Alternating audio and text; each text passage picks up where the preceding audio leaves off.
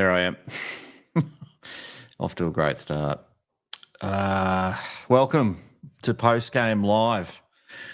After the Cats went down to the Brisbane Lions 10 goals, 10-70 to 9 goals, 7-61. That's 2 losses in a row for the Cats, sadly. It sucks losing.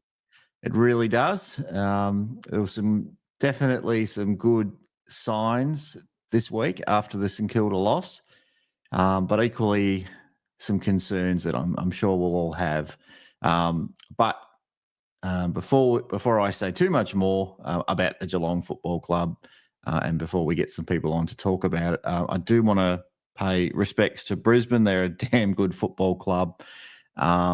And they're a football club that you can't afford to waste a possession against, or you can't afford to turn it over, because they will punish you, and they did in the second half tonight. And they deserved the victory. They did. They deserved it tonight. When the Cats got out to I think about 20-point lead in that first half, I thought that was great. I was very proud of the team. I was very happy with the way things were going. But at the same time, not completely convinced that that was going to be enough. Definitely full points for the first half. I couldn't have asked for anything more. But, the doubts in my mind was telling me, Benny boy, you got to just not get too carried away with these Catters, because we haven't seen a four-quarter performance yet. So turned out to be that was the case tonight. But that's the way it is. So I'm a little bit down in the dumps. Thanks to everyone online watching at the moment. Huge thank you to Cyril Cook, the major sponsor of the Hoops Crew Media Network, and a massive shout out to Shannon Pizza as well. I hope you got your pizzas tonight from Shannon Pizza. We are giving away, like we do every week, a free large pizza to the best caller or comment. You will have a better chance of winning the pizza if you call in. So the guest link will be available all night long, either in the chat or you will see it, a little QR code on the screen shortly when I pull it up. So a massive thank you to Shannon Pizza and to Cyril Cook Florist for supporting the Hoops Crew. All right, let's get our first guest on. It's the Valor family, but we'll start. We'll get them on. Here we go. Let's see what they've got to say first. I'm keen to hear how they feel about this result. Welcome to you all. W. Hello, everyone. How's it going? Yeah, it's okay. Talk to me. Happy. Who wants to go first? I'll go first, I guess. All right. Bianca's up. Bianca's up first. How do you feel, Bianca? You feeling better than me? No. Go on, give us something. So, in the first half, we were doing great. I thought our ball movement was so good. Like, there was this... I have 2 examples here. There was a set-up kick from Shannon Neal. He kicked it to Oisin Mullen. And then Oisin kicks it to Jezza. He just snaps that for an easy goal. And then Bose kicks it to Jezza again. And then Jezza kicks it to Holmes. And then he kicks a goal 45 up from goal. And then in the last half, everything stopped. Like, everything. Like, the disposals in the third quarter were Will Ashcroft, 8. Hugh McCluggage, 8. Dane Zorko, 8. The goals. Bruce, 1. Hipwood, 1. Levi, 1. And Logan Morris, 1. And then in the fourth quarter, Will Ashcroft, 10 disposals. Hugh McCluggage, 8. Zorko, 5. Zach Bailey, 1 goal. Dane Zorko, 1 goal. Jared Berry, 1 goal. It just wasn't our night. What happened in the third quarter? What happened in the third quarter, though? We didn't kick a point, Bianca. What was happening with the Cats? Didn't get anything. No. Paddy and who kicked the other goal? Patrick Dangerfield and Jack Clark. We only kicked 2 goals in the entire second half. Yeah, not good enough. Really, really not good enough. But when I say not good enough, kids and Dad, we're not as good as Brisbane is what I mean by that. We're not. You have to be really, really good to beat the really good teams, and I don't think we're. Well, at least not yet. I don't think we're one of those top 4 teams just yet. So I did think that would be the case. I thought we'd be pretty good at the start of the year, but a couple of losses in a row has shaken my confidence a little bit. Declan, hello. How's your teeth going first? Show us the teeth. Are they coming back? Yeah, sort of. What did you think about the Cats tonight, Declan? Not good. Not good. What? Who do you think played well? Who was the best player? Who was your favourite player today? Jai Clark. Jai Clark? I don't like that. Take that off. Take that off the screen. Declan, rising star. Take that off the screen, please. That's pretty good. I'll bring it back. He's a rising star. You are still fan of the year, Bianca, from last year, and you haven't lost that title yet. But yes, Declan's a rising star, so he's coming. No, but also he said he was a Richmond supporter 5 times today. He loves. Maybe Keep he loves. that in mind. No, he's going to bash you. Keep that in mind. Dad, what do you think? I don't have a special graphic for you, Dad, but that's all right. You know he doesn't like a loss. The first half was good. Was really good. It felt like Brisbane, because of the wet weather. It just felt like they weren't willing to go as hard as Geelong, and the wet weather sort of slowed it down. It was perfect for us, for our bigger bodies, and especially like our veterans like Atkins and Danger and that. It was like a night at GMHBA Stadium, a wet slog at GMHBA Stadium. And for some reason, after half time, it felt like all of a sudden we were in Brisbane again. It had all dried up, and they just picked the eyes out of us. They're kicking a kick mark. It was like, where are we? All of a sudden, the legs. We were still playing wet weather footy, but they were just rolls like what's a Ferraris, just like flying through us. It was just, but yeah. So we coughed up a that's pretty goal much lead. it. I don't know. I'm really disappointed, but we coughed up a 5-goal it was a lead. 5-goal lead, but that doesn't mean much in today's modern footy. But no. I think there's only one thing that I am genuinely, I don't really get angry. I'm kind of a bit pissed off about Mitch Nevitt as the sub. I don't like that. Okay. I don't understand it in the fact that he's building up. We're building him up. He's a player that we're trying to build his confidence up. Had a really good game last week. He got the extra responsibilities last week, and he rose to the challenge, and he really looked like he was emerging. And then he comes on in the last quarter, and now for the next hour, he's probably going to run laps. And I don't think it does anything for his confidence now, because he's not that type of player that would be suitable for a sub. He's not going to come on and just grab the ball and do a gut-busting run, kick 2 or 3 goals. He's an in and under, like an inside mid, like that just keeps ticking over and keeps doing. And it just, I hope that it hasn't dented his confidence too much. I thought along similar lines when I saw it was him. I thought, yeah. Look, he hasn't it wasn't fantastic last week, but I think you just got to keep playing him. I don't think he's good as a sub either. I think Jai Clark was great as a sub. I would have thought, Yeah. I mean, bad as it is, that Jai's got to be the sub again. Jai's got to earn it. He's got to earn that starting 22.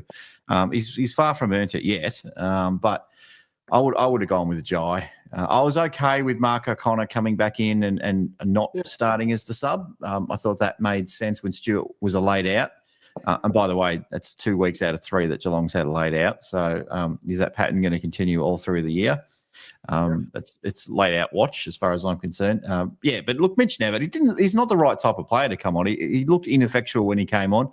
I tell you what, I'm going to try to be kind to the players tonight. But let's just say I was pleased when the move was made to get SDK off the ground. Yeah, I'll leave it at that. I'm probably going to break this promise about 5 minutes later about being nice to the players, but Yeah. And Mark Blitzhoff did pretty well in ruck as well. He was Like good. the commentators were saying that he might be our best ruck. Yeah. Blitz was Really, good. I was happy to see as well. Obviously, I think I'm glad I'm going to be the first one to say it. No. No. Okay. Okay, No, you want to say it? Yeah. Let's talk about Oisin Mullen. How do you think his game went? I thought it was fantastic. Yes, I thought he was one of the better games for the club, and the other thing I want to say, Bianca, he copped a lot of criticism from myself included last week about his start to the year, and I thought he responded in the way that you wanted him to. So I think he did fantastic. But you obviously thought he was great, so that's good. So I think he was against Charlie Cameron, maybe. Yes. And he's a good small forward. He crumbs a lot, so he did pretty well.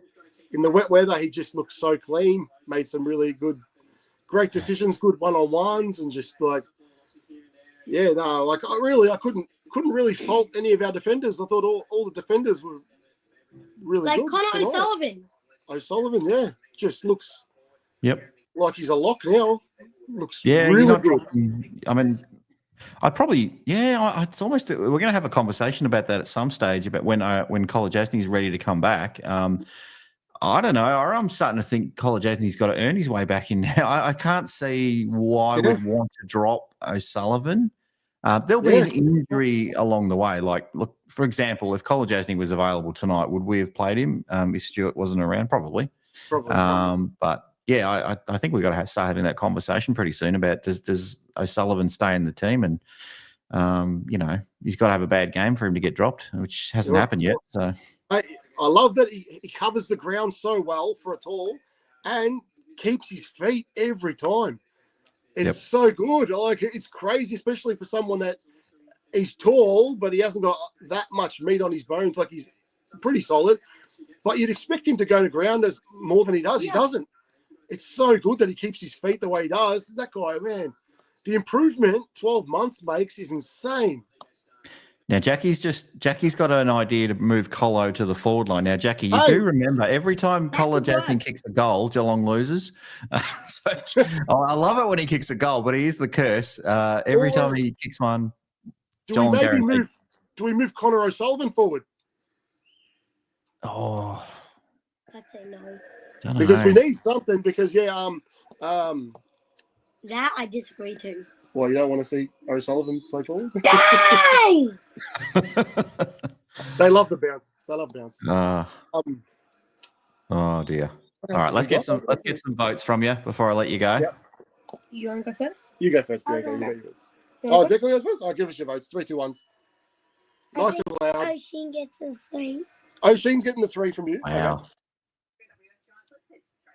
Who else? I think Stingle gets the 2. No! I think, okay. That's okay. You go, Stingle. Yeah. Give us one.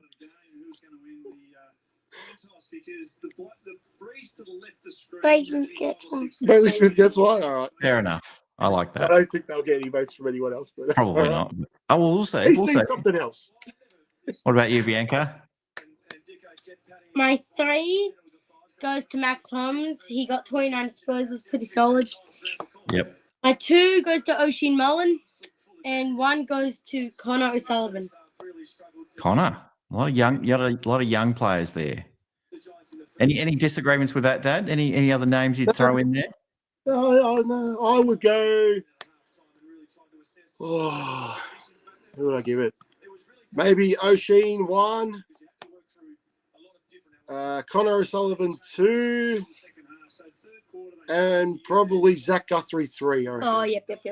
He took a good mark, one-handed. I thought he was. I haven't even seen the stats, but I think that he was pretty solid. Lawson was good too. Like I said, I love the game. All the defenders, I gave them all ticks. I thought they were really good. Worked really hard, especially in the second half. And Harris Andrews kept Jezza Cameron so quiet. He didn't score a goal. No, he did. He did score that one across the corner, but that's it. Yeah, I've got some words for Jezza a little bit later in the show. If I start getting if I break my promise, I'm a little bit later. If I break my promise, he might come up in conversation. I'll let you go. I've got a few people waiting to come on. So we'll win next week. Don't worry. We've got Melbourne. They haven't won a game all year. So that's a walk They in the lost to park. North Melbourne. I think we got this. Calm down. Let's regroup. Regather. We'll regather. We'll have a meditation session through the week, and we'll come back. Oh, and also another thing. We love the pizza from Shannon's Pizza. Thank you. Oh, good. Yes, and I think Anthony, he was busy that night when you came in, but he was very pleased and very excited that you seemed so pleased with the pizza as well. So yeah. So yes. Something to say? What do you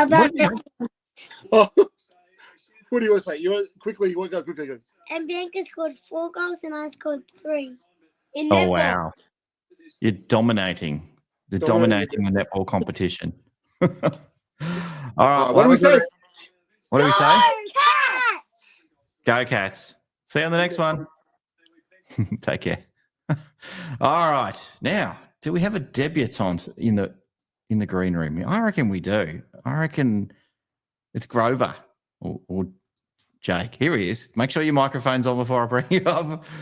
How are you? That microphone's muted, I think. There you go.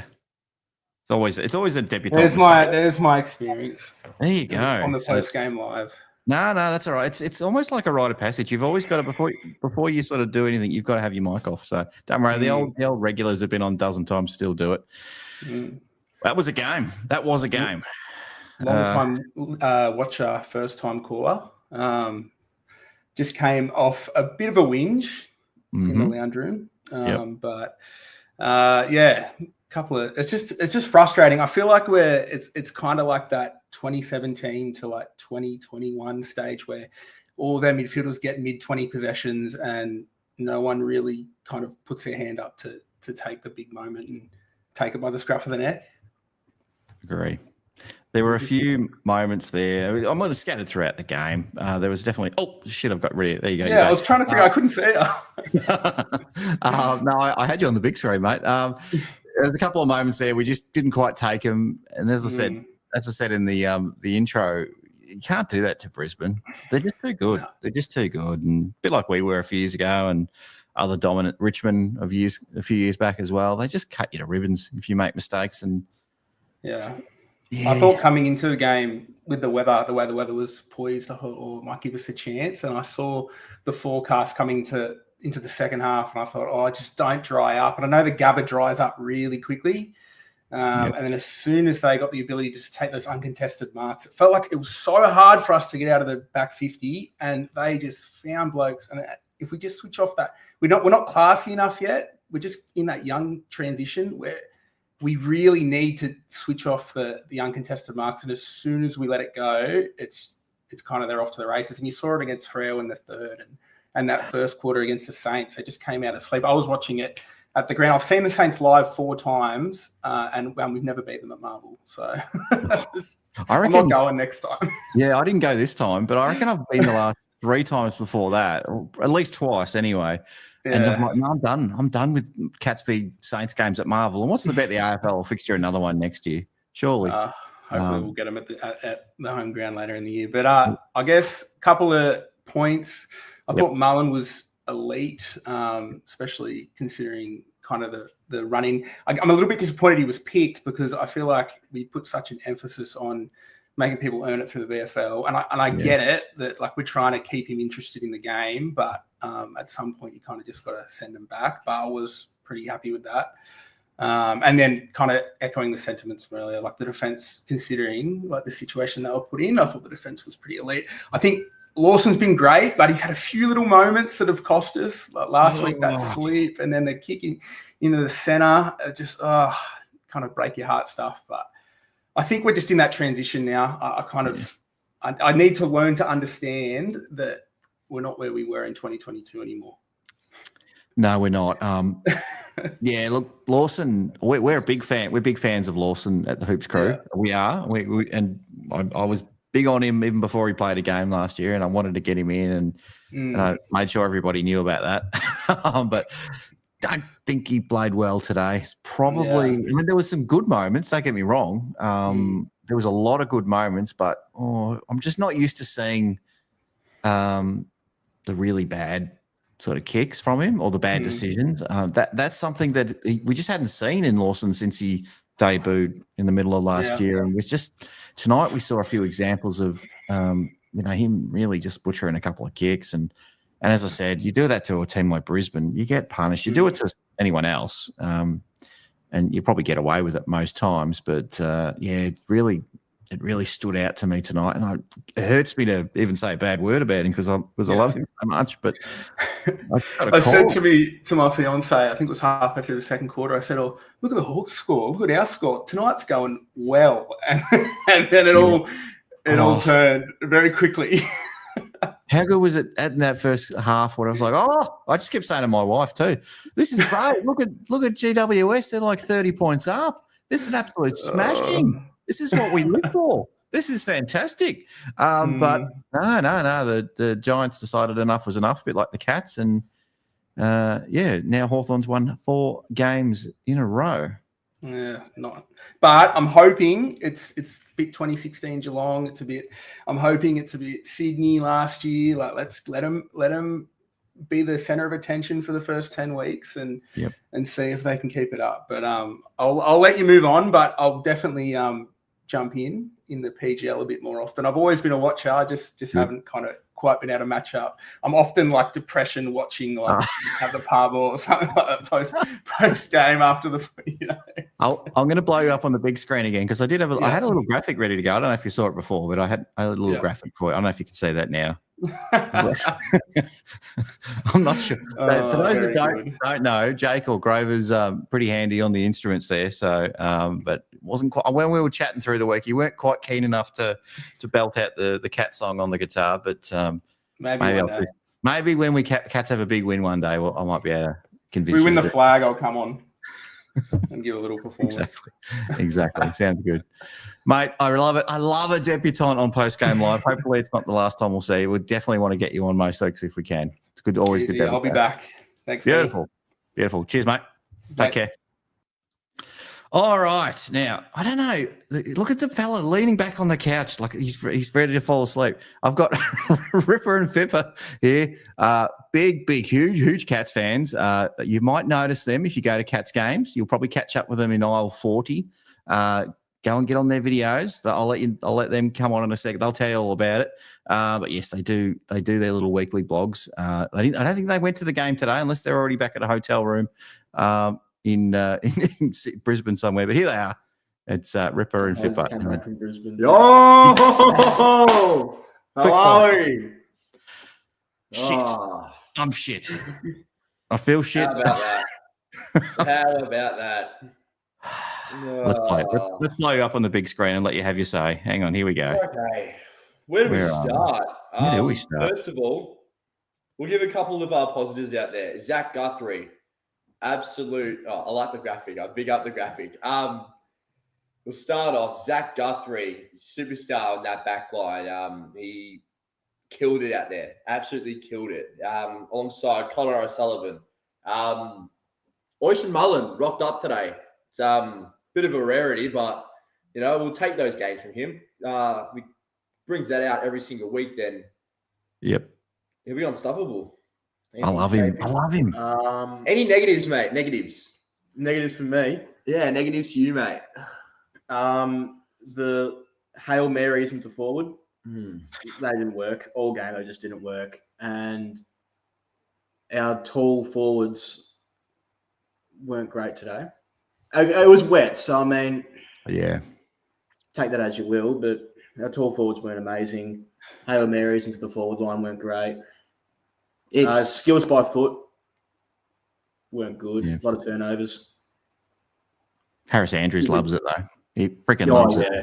Yeah. Just keep kicking it to Harris Andrews, guys. That's clearly the game plan. That's clearly written on the chalkboard 3 times, or the whiteboard. Rule number 1, kick it to Harris Andrews. Rule number 2, kick it to Harris Andrews. Yeah, frothed it. I don't want to be that guy, but umpires, a few calls were missed. No, be that guy.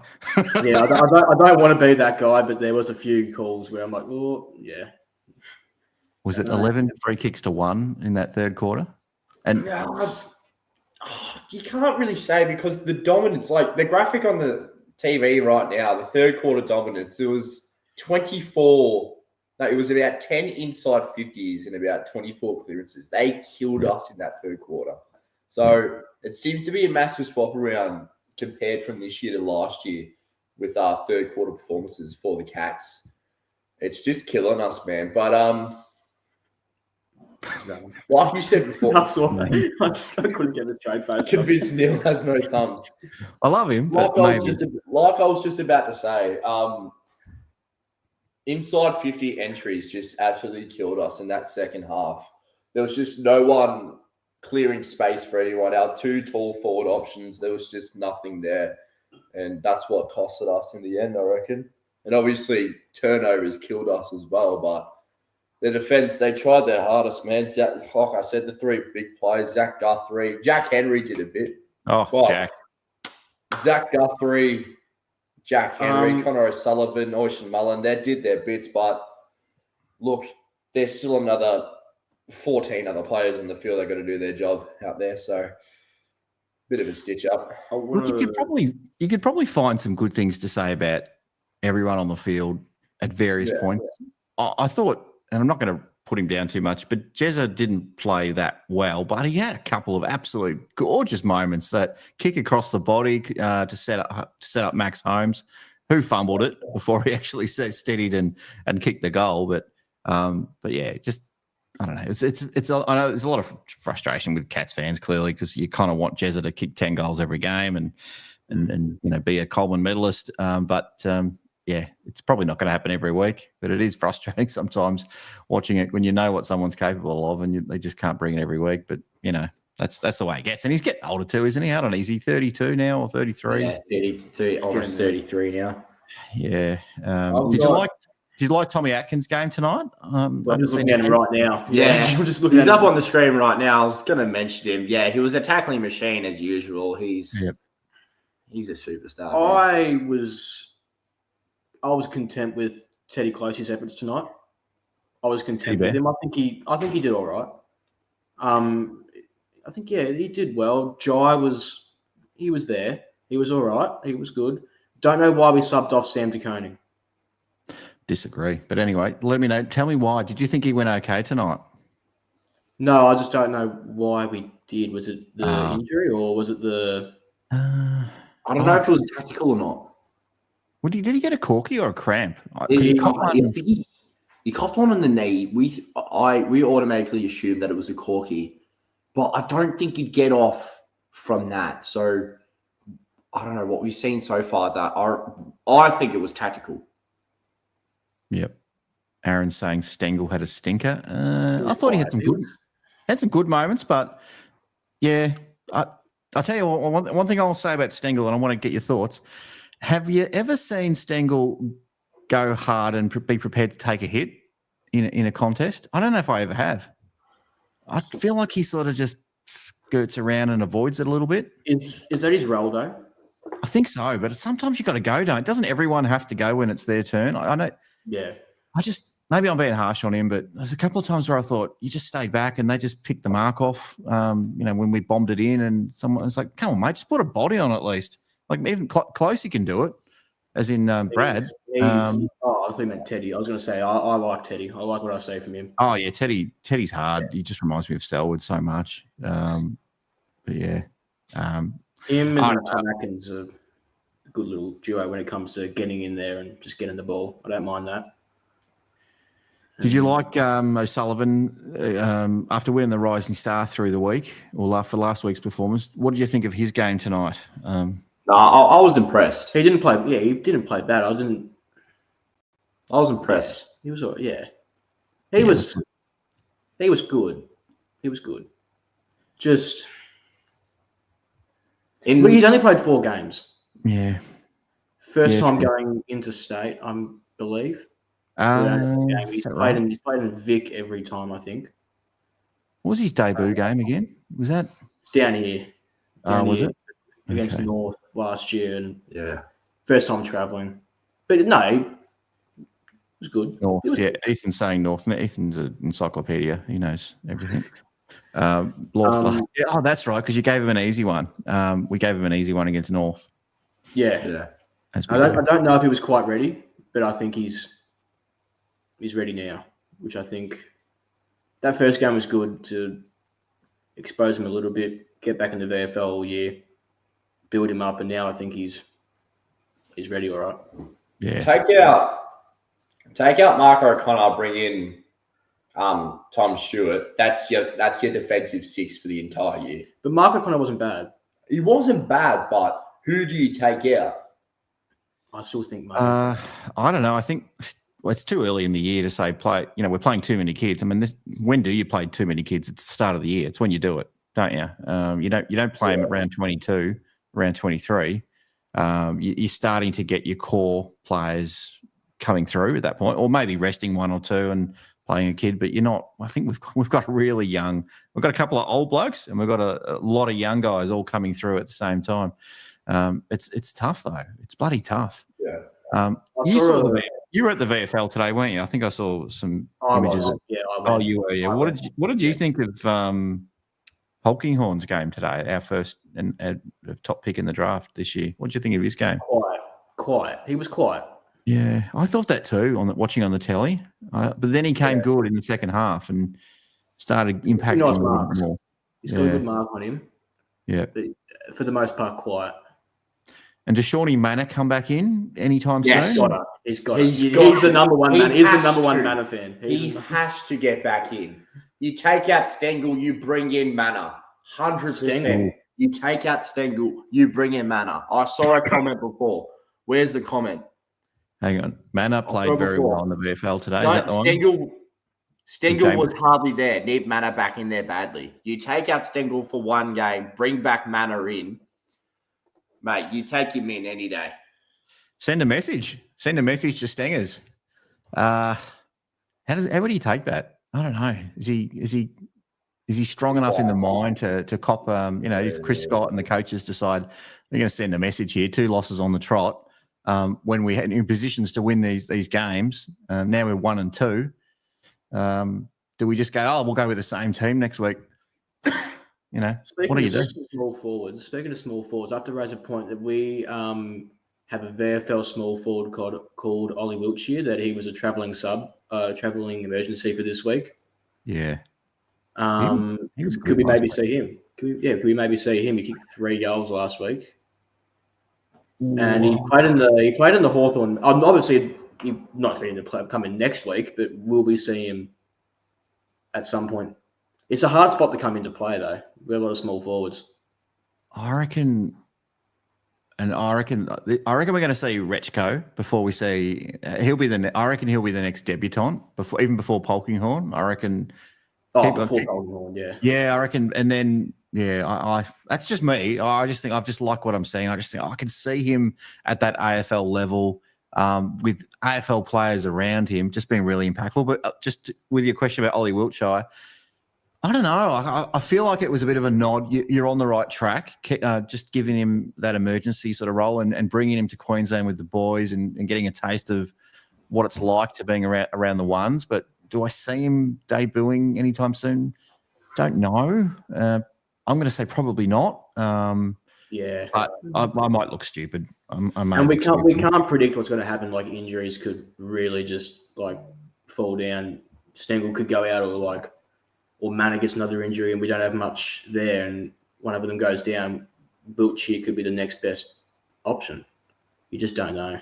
You can't predict these things. But Keller's saying Stengel out is crazy. I have to say, has he won 2 All-Australians? Pick him on form though, don't you? So did he win All-Australian? No, he was in the squad last year. He didn't win it last year. He was in the squad. But yeah. I wouldn't object to the coaches sending a message anyway. Can we get your 3-2-1s before I let you go though? Of course, we were talking about this before. What do we go with again? Are these blokes serious? Hey. About what? It was about Stengel. That was probably about me. Egg Footy. Do you guys follow Egg Footy? Oh, Egg Footy is here. Egg Footy. I'm hoping Egg Footy comes on the show a little bit later. He's doing his own stuff first, but we'll see. We'll see. No, Well Egg done Footy's on a great 11,000 subs, by the way. 3, 2, 1s. Sorry, I'm coughing a lot tonight. 1.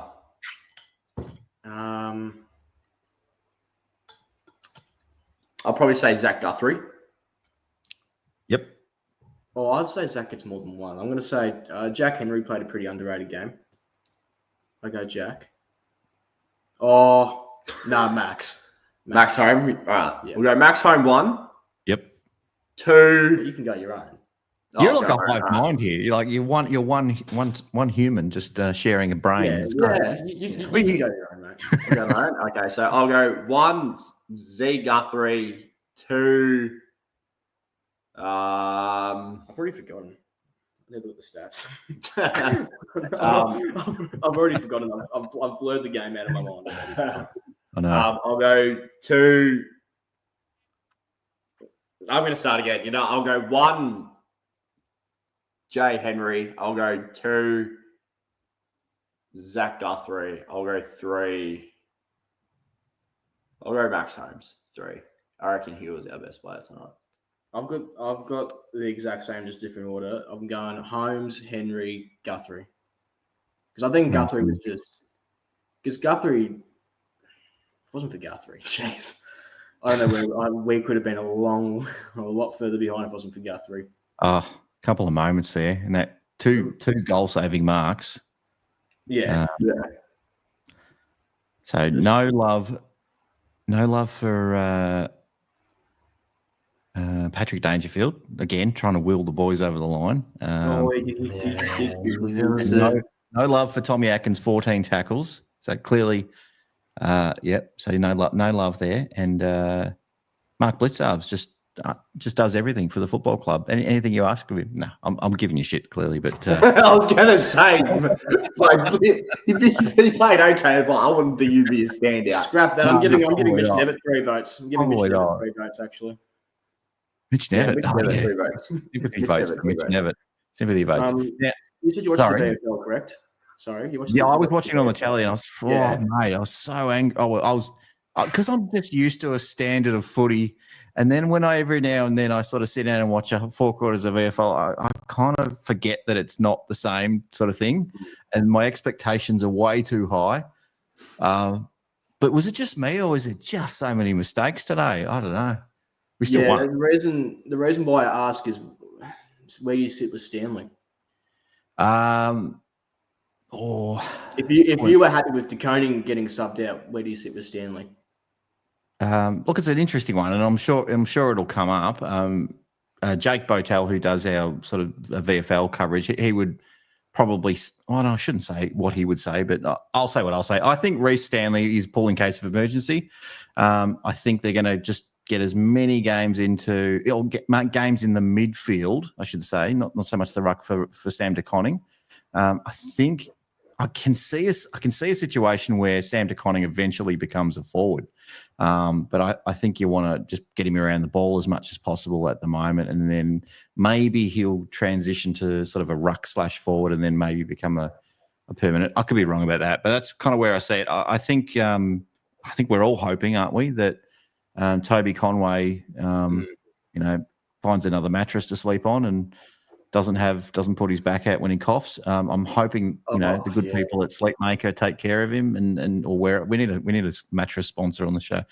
If you know anyone, get us in touch. But no, hoping that Mitch Edwards. We were so excited in the preseason with Mitch Edwards, and then we haven't seen him. Freaking hell.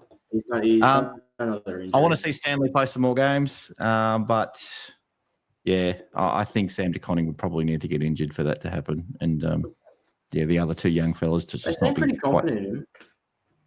Yeah, me and Stanley. It's a Stanley army. The Stanley army. I'm gonna if he comes in, we definitely got to get that chant going in the cheer squad. Can you please make it happen? Can we get the Stanley army? As in the army going? If we get Stanley in. Can you work on that? Power, but I don't have the power. But Bill, just put it out there. Put it out there. You never know. I could See what I could do, couldn't I? See what you can do. Yeah. Yeah. So Good look, work, shit. George. Game. We're going to win next week though, and tell us, you guys were doing a live show tonight, weren't you? We did, yes. Yeah. We did a live watch along for this game. Yep. Peaked a bit of views. Beautiful.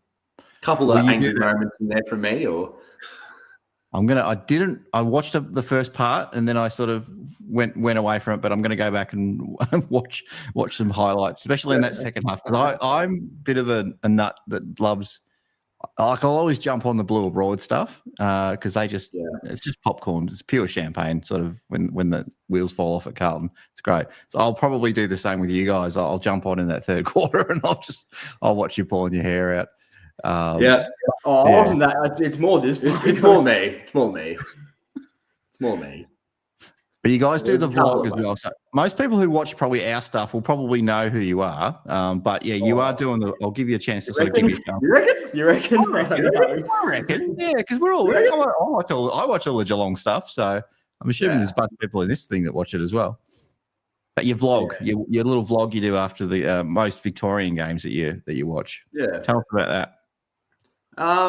So to me, well, it's both of us, dude. It all just started off with just doing like a couple of interviews with just mates at halftime, and then we were just really just taking the piss out of it. Really, like 2023 was really our piss take year, where it was like, oh yeah, we'll just get the camera out. We didn't think that we'd get this far. So, and then we actually started getting contacts from certain people, and we're going, we're actually getting somewhere here. So, we've actually made it a reoccurring thing for every single game that we can attend. We get the camera out and we just start doing our thing. So, we interview fans and we ask obviously questions about the game. We would chuck in a quirky question here and there, and depends what the question is on the day. Like, you don't have to answer, you don't have to get on, but just a quick hello, quick g'day. Always at aisle 40 at halftime. Mile 40, Post-game, gate 1. Joel Selwood stand, level 1, opposite the what is it?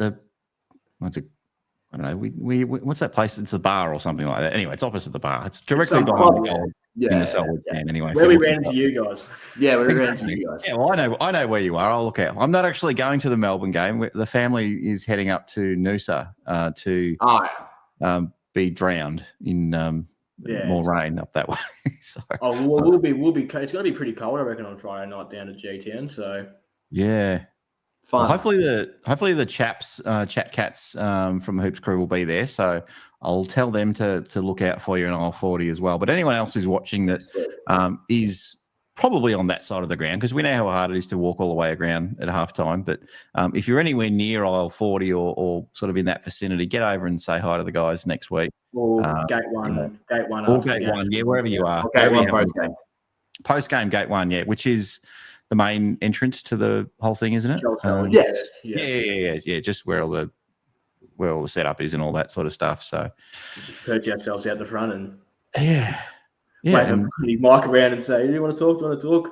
Yeah, it's great. I love it. I was like, oh, this is fantastic. This is what the club needs. Other clubs are doing it, so it's beautiful. I love it. Keep doing it. The opportunity that we took.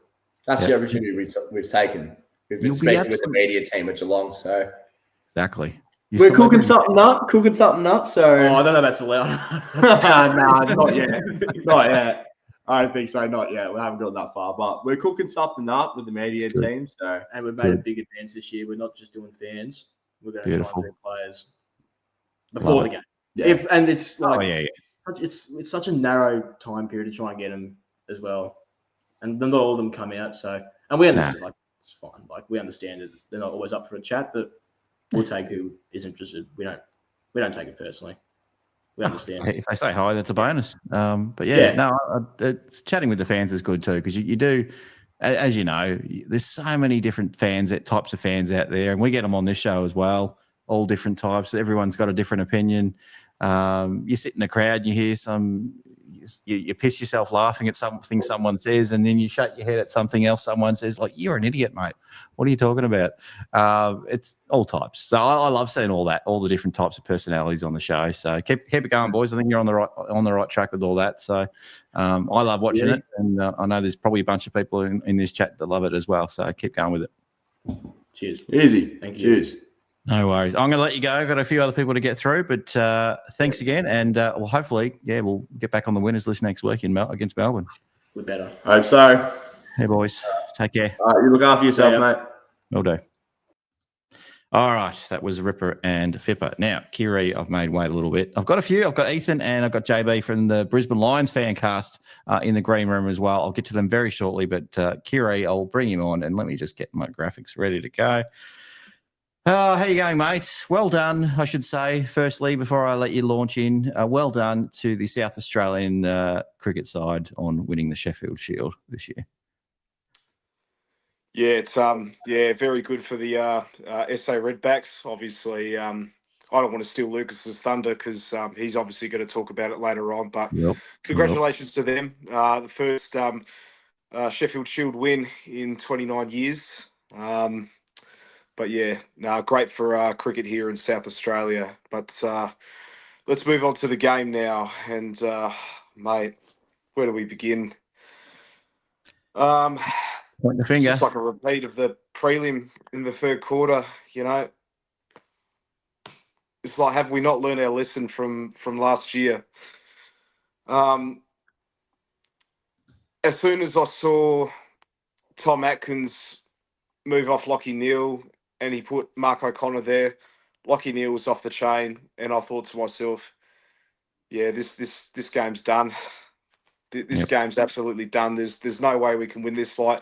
We have not played 4 quarters of footy at all this year. Like against Fremantle, yeah, we won that game, but Freo couldn't finish. They don't have a functioning forward line.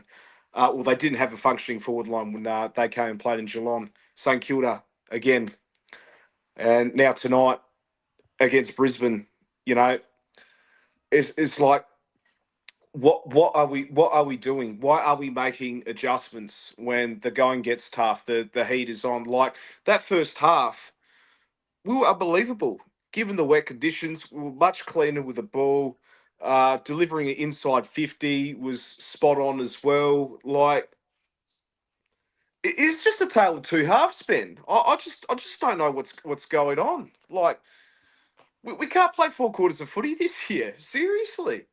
No. Look, it's rare for any side to play 4 quarters of footy, but I'll take 3, mate. I'll take 3 quarters of footy, and hopefully not lose the 1 quarter by 60 points. But yeah, I'd be happy with a 3-quarter performance at this point. I'd settle for that. But you're right; it always seems to be. Do you think so, though? Half. Like in the context of the game, like it's just again, and like look. I love Chris Scott, but he got out-coached by Fagan again. When Chris Fagan moved the magnets, and it worked. Like he got out-coached again. Unbelievable. And there's just a few players that weren't there tonight. Like, look, it wasn't the best game for tall forwards given the wet conditions, but my God, Jeremy Cameron. What is going on, man? What is going on? You are the best forward in the fucking league. You didn't play like that tonight, mate. Like what did he had 6 disposals tonight, and he kicked 1 goal? Yeah, fucking not good enough. Like compete at least, man. Look, he's not going to kick 10 goals every week. I get that, but fucking compete. Fucking get involved, man. He was just coasting. I don't know what it is because I'm reluctant to be too hard at him, even though I can be, and I have been, and I probably am being right now. Did you think, what? You've got all the talent in the world, and sometimes it's like you wonder how you even get in a game because it's a liability at times tonight. Except that one pass across the ground, which set up Max Holmes' goal. I just feel like, Ben, it's like, you know, I might be going full conspiracy theory here. He's come to Geelong. He's got that elusive premiership, which he wanted in his whole career. And he's just sitting chills. You know? I don't know, man. It's a risk if we think we can just coast into September. It's not going to happen. It's not going to happen. First. And I told you the last show last week. We got Melbourne at GMHBA. We have to win, but Crows are gather around. Hawthorn at the MCG on Easter Monday. You saw what Hawthorn did tonight. You know, and they're the benchmark for the competition. We put that shit up. The game will be over in 10 minutes. I'm sorry. I've tried to be positive, but I can't. I can't. Yep. No, we try to be positive, but sometimes it's bloody hard. Well, hang on. What's Zane? Yep, starting to look like a downhill ski. Downhill skier. That's the word. Yeah. You can't really say that with due respect, but you're right. It's just sometimes it's a bit of a. I'm going to pick and choose when I want to play. 100%. Now, look, it'll get to a point, and I think you said tonight on Twitter, Father Time waits for no man or something. What did you say? I can't remember. I never get that right. Anyway, age is going to catch up with Father Time remains undefeated. I guess that was bloody LeBron James. Unless you're LeBron. NBA, you know. Yeah, unless you're LeBron. But look, it's just hasn't been his night. Kicked 4 goals in round 1, I think he did. And then,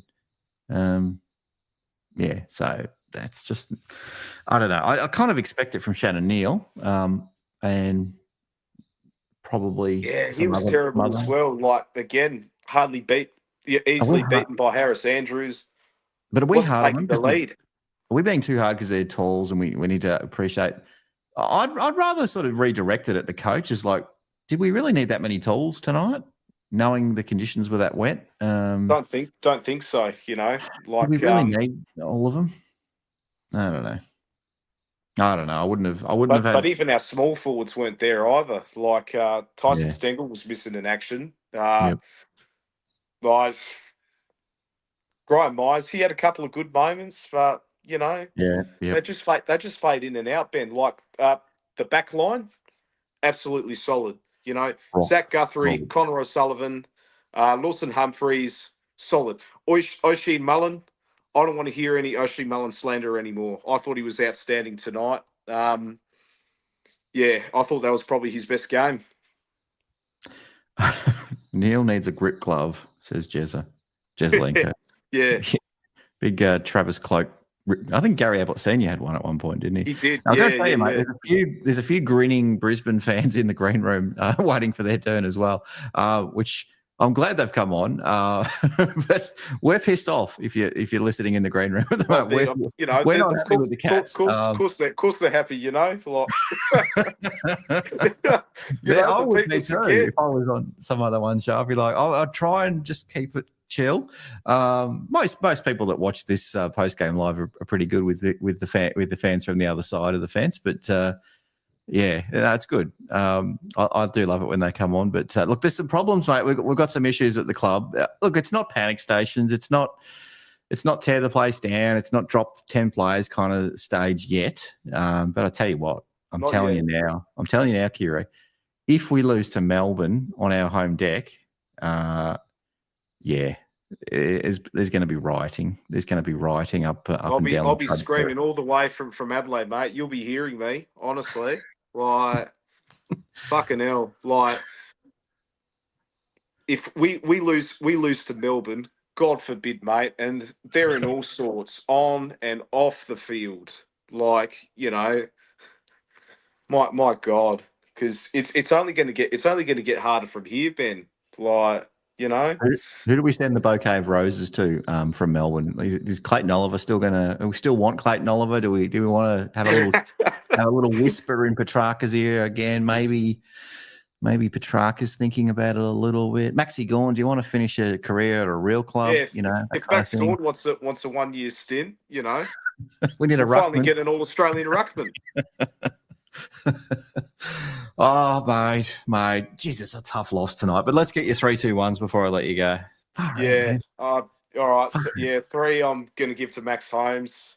Yeah, I thought Yep. he was absolutely everywhere today. Had about over 600 metres gained. Yep. 2 votes. I'm splitting between the two. I like Zach Guthrie and Connor O'Sullivan. I thought they were solid down back. I'm giving much love to the defenders. And 1 vote to Oisin Mullen. Like I said before, I thought it was his best game for the club. And let's just keep backing this kid in. Like, he's been a whipping boy like the last couple of weeks. Like, let's not forget Zach Guthrie was in this position before. Brian Myers, hell, even Tom Atkins, and Tom Atkins was a mature age recruit as well. Yep.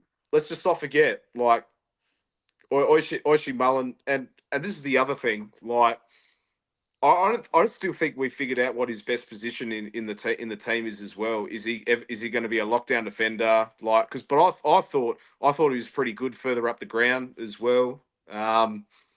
Like last year, in the qualifying final against Port Adelaide, I remember he was on Jason Horne-Francis. In that second half, Horne-Francis barely touched the footy. Like, That's right. I think he'd be utilised as a tagger, for sure. But yeah, let's keep persisting with him, because it's either that or bloody bring Mitch Duncan back. And we know what Mitch Duncan, at the state of his career, he is right now. Close to the end. Didn't get to play VFL today. Had a nice little holiday, a free all expenses paid holiday to Queensland, which is great for him. But yeah, would have liked to see him have a bit of a run around in the VFL.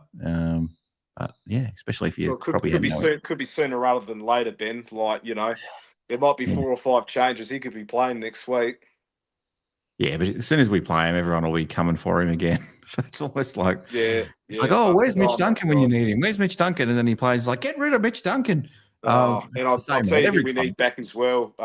Sean Manor. He has to come back in the side. Yep. He's an absolute lock. Because I saw the VFL game this afternoon as well. Yeah, no, we bloody need him. And I said this on Twitter as well. Not selecting him, this might be a grave mistake. And oh man, boy, we needed him tonight. Well, wasn't to be, mate. Wasn't to be. Mate, I'm going to let you go. But again, and we'll save it for Lucas. He's not in the green room yet, but we'll save it for Lucas. Well done to your red backs or whatever you call them.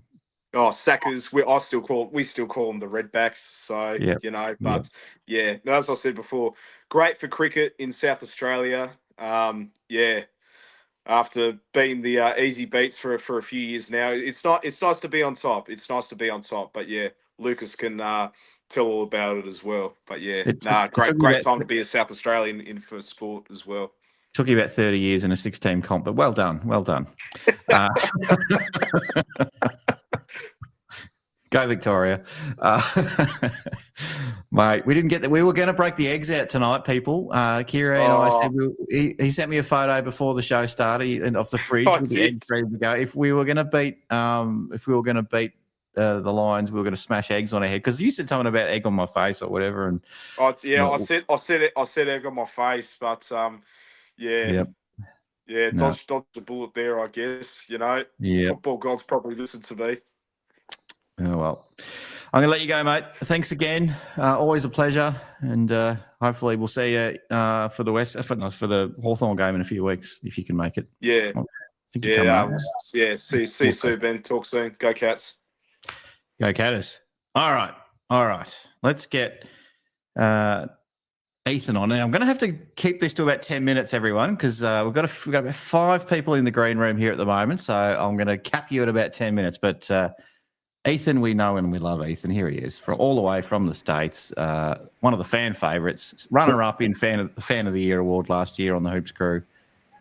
What do you think about that one? That fucking sucked. Look, they played a very poor first half outside of Harris Andrews. I didn't feel like we had played that well to be up.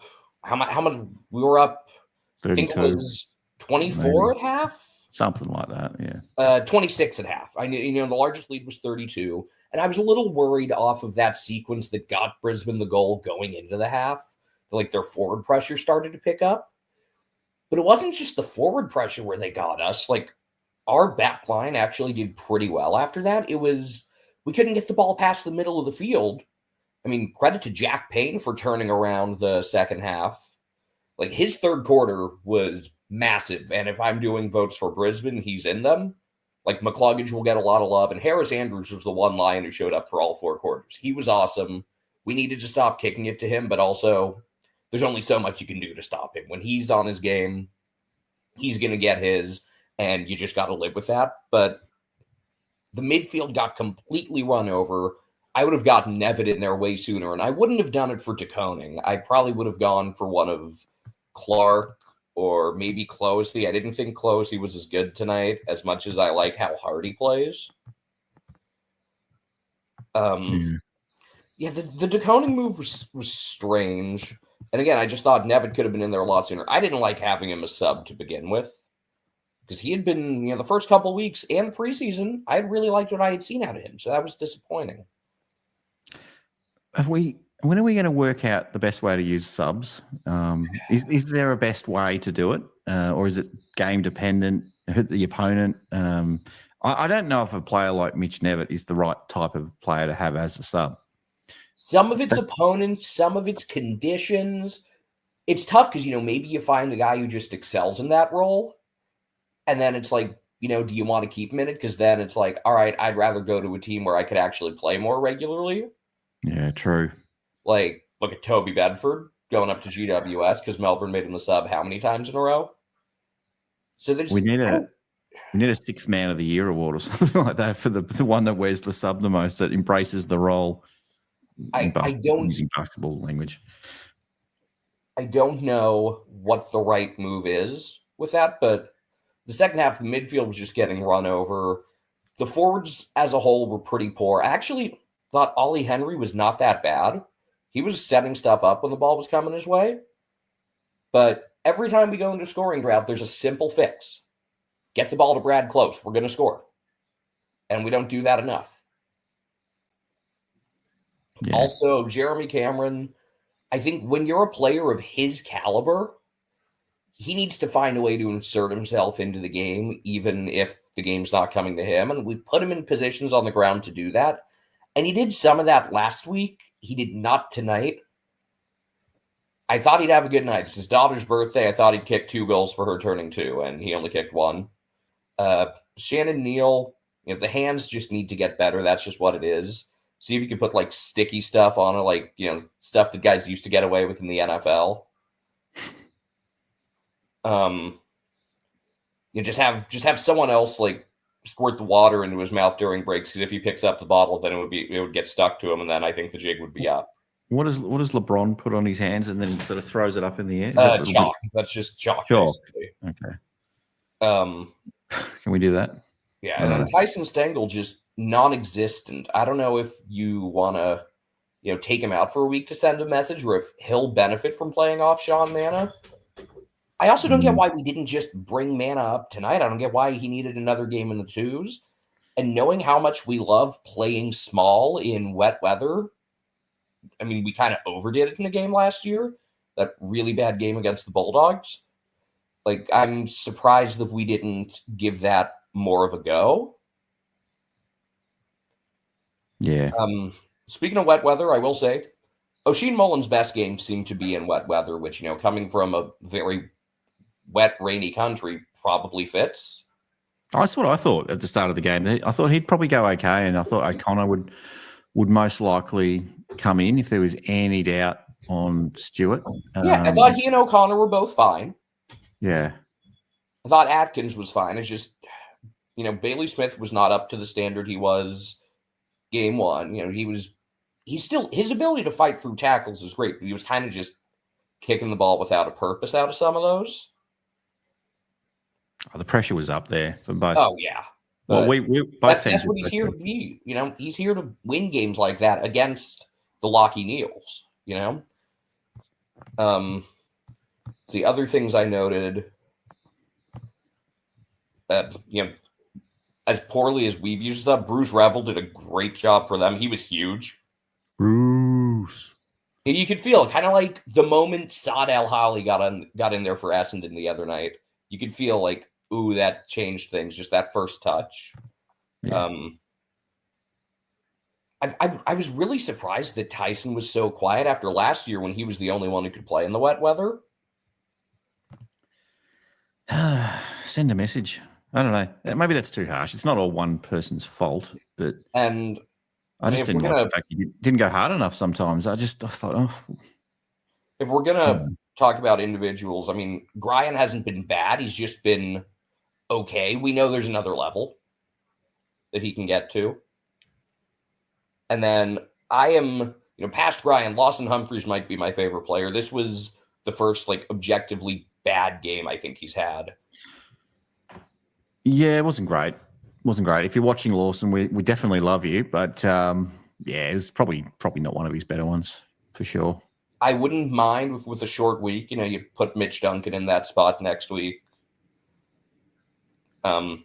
If we were to lose to Melbourne, I would absolutely say, get to the panic stations because they look awful. They played a very injured GWS side tough and nearly won that game, but last 2 weeks they've just gotten run over second half by North, and then today by the Suns was just they got completely bullied outside of. I like a couple of their young kids, but man, they look bad. If you watch their game today, you wouldn't be calling to get Clayton Oliver next year. No, 30 touches, but maybe they weren't great touches. Rowell, Miller, and Anderson dominated the midfield. Piggy Bankers podcast says, for a positive note, how good does Connor O'Sullivan look already after 4 games? Credit to both O'Sullivan and the coaching staff for finding a way to utilize him. Because I never thought he'd be on the wing. I think he still needs to kind of feel his frame out. He's when he was going up against Hipwood and a couple of the other bigger guys, I think once he ended up against Jack Payne, and it was you can tell he's got to get stronger for some of those physical one-on-ones. He's not going to be able to line up like Harris Andrews did there, but that he's able to impact the game in a role that none of us expected. That is a positive for sure. I feel like the game's slowing down for him. Every single game, it just seems to be slowing down. He seems to have more time and more composure. And I think 25 games into his career, I think he'll be, I think at the moment he's almost in the best 22 every week. I know there'll be some conversations about whether College Esney comes back in, and I have already seen that in the chat as well tonight. But he's getting very close, and I just seeing improvement game after game, and I just feel like okay, he's really reading the game well. He's making good decisions, and in his first couple of games, I felt like he was a little bit rushed and panicky, and wasn't maybe thinking about two or three chess moves ahead of time, but you can sort of see those gears are starting to turn now. And as I said, the game's really slowing down for him, which is really positive. I'm liking what I'm seeing. Oh yeah, it's just this one, and how bad St. Kilda looked in the first half too really makes last week hurt. Yeah, I thought I was over last week, but I can handle losing to Brisbane as much as I'm upset about it. I can handle losing to them, but I'd handle it if we hadn't been up by 32. If we had just, if it had been, I don't know, a 2-3 goal lead and then they got over the top, sure.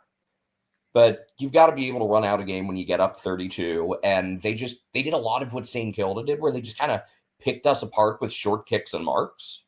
A lot of 20-meter kicks, because Lord knows if it's even close to 15, they're not paying it now. A quick mention of the umpiring. Yep. We gave up all those free kicks in the third quarter because we were undisciplined.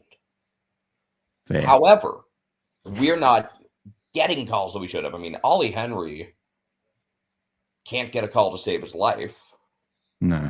There were a few others. There was one that was paid to them where they called high contact on Bose that McCluggage had ducked into. But for the most part, my issue weren't the frees going their way. It was the ones that we weren't getting paid. They had 24. We should have had far more than 16. Most, probably 21 or 22 out of the 24 paid to Brisbane were deserved. And we got away with a few in the first half, too. We were undisciplined in that third quarter. I agree. Do you know what I hate? And it's not just exclusive to tonight or even Geelong. It's the umpires just give him when a player just walks the ball over the boundary line. Oh, because I didn't realize the boundary line was just there. Oh, yeah, there was one right the boundary line's yesterday. there. Oh my god, I couldn't keep it in. I mean, they'll penalise you if you kick it or handball it over the line because they just love doing that. That paying the free kick for that. But We but if got you away walk with it one of over- those was the funny thing. Tyson got away Which with way's it. left? Like, Which way's right? I don't know. I'm so confused. But it frustrates me. It happened about 3 or 4 times tonight, and I was like, "Are you ever going to pay one?" the standard there is no standard. It's that simple. No. That's been a league-wide issue. It's league wide. It's not just tonight. It's not just us. That pisses me off, that one. Last player to touch it, I agree, Ben, on Twitter. Last player. If you walk it over the line, bad luck. Unless you're getting pushed over the line, carried over the line, it's probably harsh. But yeah, if you dispose of it over the line or walk it over the line or you step out of bounds, like if you're in basketball, so well, bad luck. It's on you. I don't see them doing that. All right, I've got to get you 3-2-1s. I'm sorry to move a little bit quickly tonight. I got you. I'll get you 3-2-1s, and then I'll get JB from the Brisbane Lion Fancast on to hopefully be kind to us. Hopefully. Honorable mentions to Oisin Mullen. Yes. Honorable mention to who else did I have written down here? I guess Max Holmes and Tom Atkins, but one, I'm going to go Brad Close for being a spark plug offensively. We just didn't go to him enough. 2, Patrick Dangerfield flinging himself around like crazy. Cannonball. Third quarter wasn't great. He gave away a couple frees, but full game he was positive. And 3, Zach Guthrie. Just like Harris Andrews kept them in the game in the first half, Zach Guthrie kept us in the second half. Oh, Zach Guthrie was incredible. I'm probably going to give him my 3 votes, I think. I'm still shocked about how far he's come from the whipping boy of the Cats to potentially winning a Cargie Greaves medal at the end of the year. Like, he's that good at the moment, and he's just getting better year after year.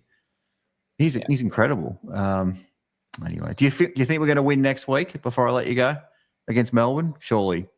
I mean, Melbourne looks really bad. They look like they're at a kind of weird crossroads. It's like, kind of handing it over from the older guys to the younger. I do like a lot of their younger pieces, but like they're not winning games just off the backs of Oliver, Gone, and Petrarca. I think, and the last couple of weeks, their fourth quarters, their second halves as a whole have just been atrocious. Fourth quarter last week, entire second half today. So I think we'll run out a game over them. But it's going to take a while for us to, we're going to have to, I wanted tonight because I wanted to beat someone really good. Freo tripped over themselves a lot. They did, didn't they? They were terrible, Freo. And St Kilda were quite impressive. And Saints played pretty damn well against us.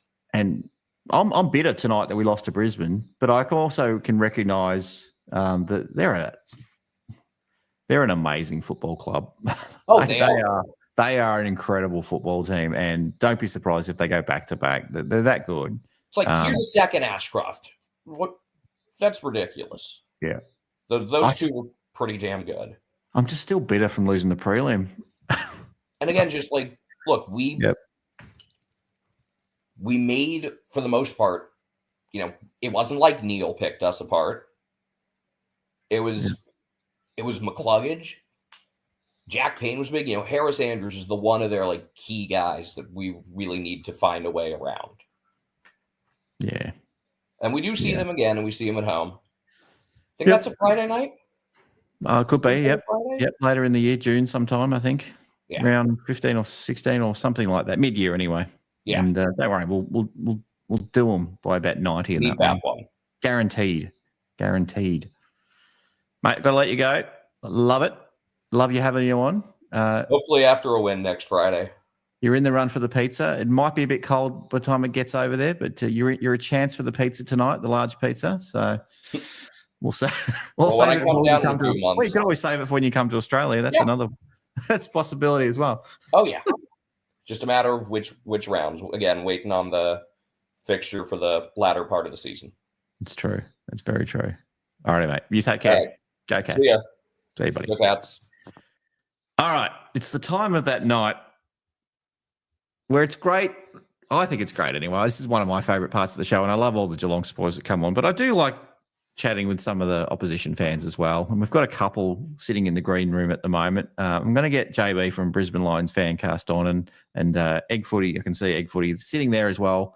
And Dom might be back possibly as well shortly. So, but I'll get JB on, and let's see how kind he is to us.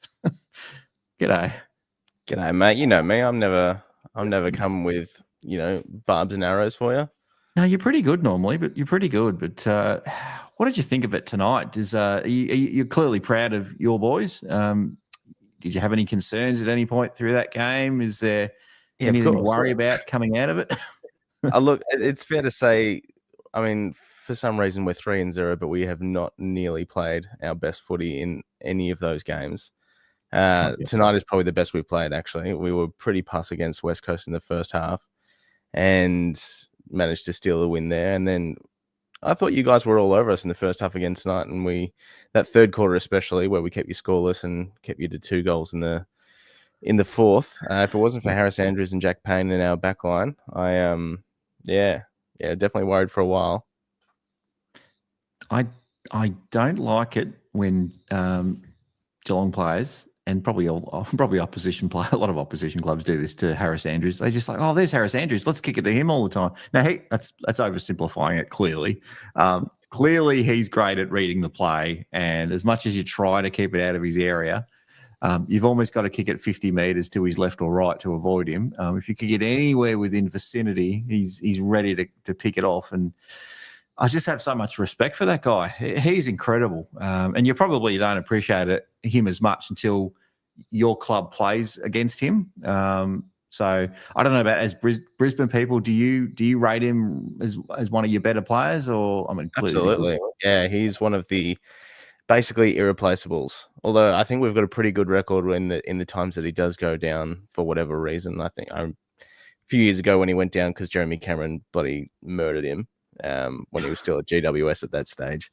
I think we won all those games without him at that time. But no, he's our captain for a reason. Well, one of our captains for a reason. He is a genuine A-grade footballer, and he was our best on tonight, I would have thought.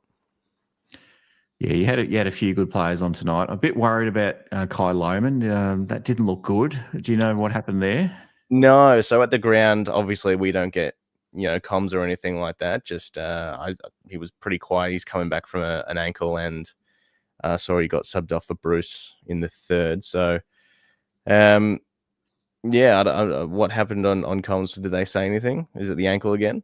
Well, he went off. I saw him land in the forward pocket, and it didn't look great. And then he quickly came off, and he was pretty much subbed immediately. So it sounds like they knew what the injury was. So I'm guessing it's what he's just coming back from. So, which is really sad.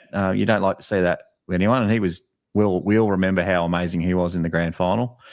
So that's kind of sucks. But you've got a pretty deep list as well. So I'm sure you won't have too much trouble replacing him.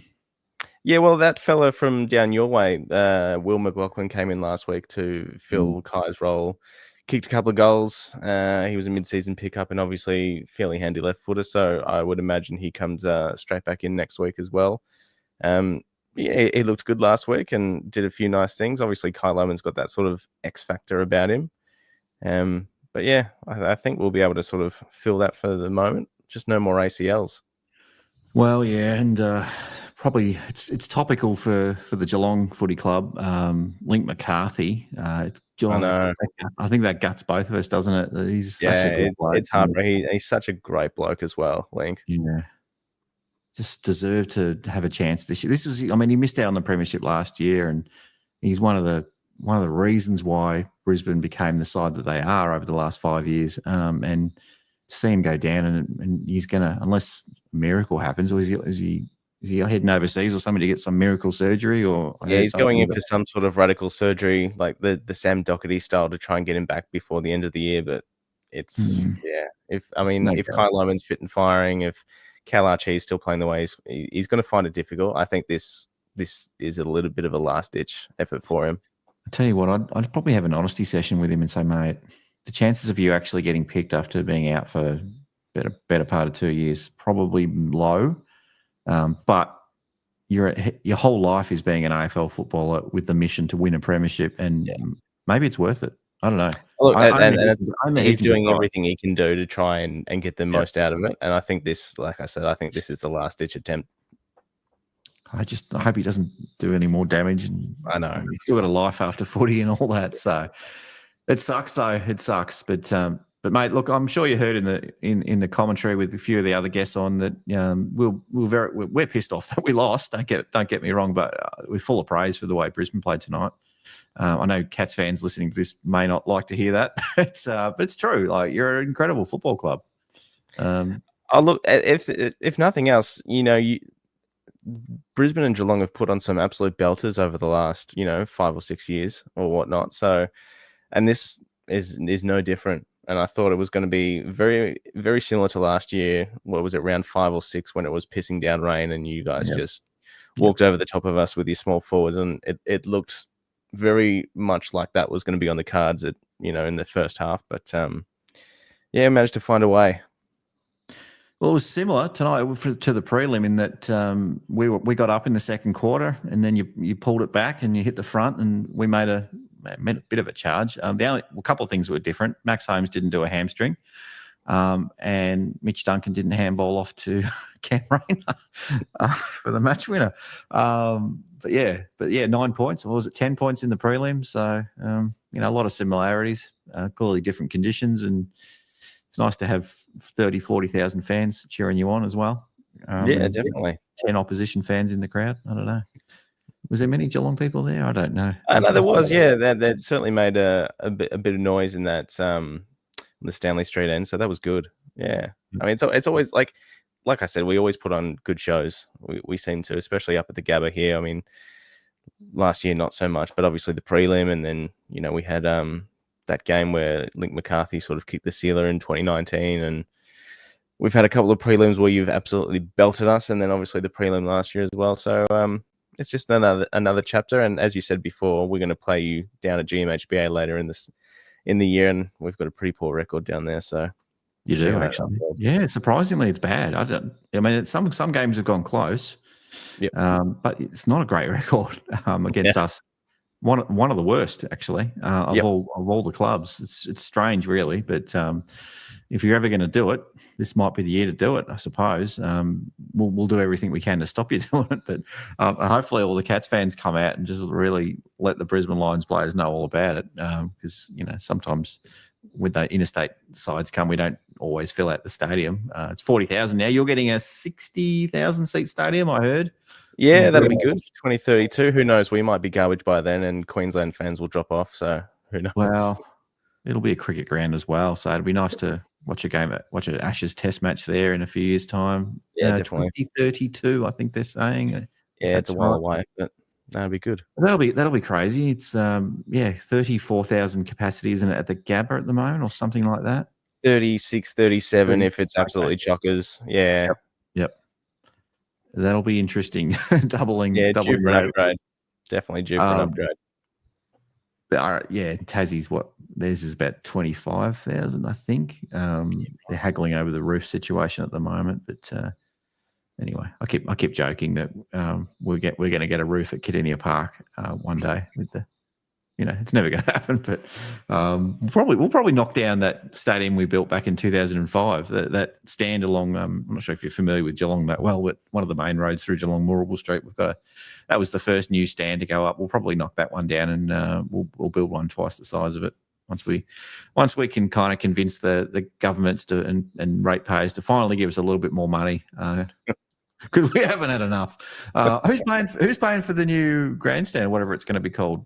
I think federal government's going to kick in for that, because it's the Olympics is the catalyst for this whole situation in 2032. So it'll be state and federal government footing a large portion of the bill. Originally, it was sort of slated that we and Cricket Australia was going to have to pitch in for it, but I think that's been sort of doxed at this point. So nice. Yay for us.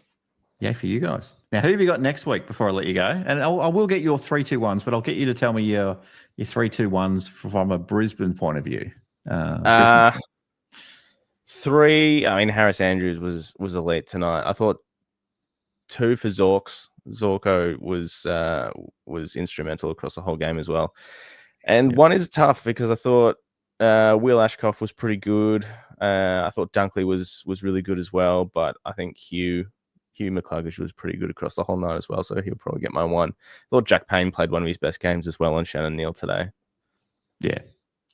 No, I think so. I think most Geelong supporters would say, I don't know if the umpires would agree, but I think Harris Andrews for me was probably the clear standout. Yeah. The one that was giving us the most headaches anyway and having the most impact on the outcome of the game. But yeah, I mean, your midfield's just, 10 of them are just terrific. And yeah, I wouldn't disagree.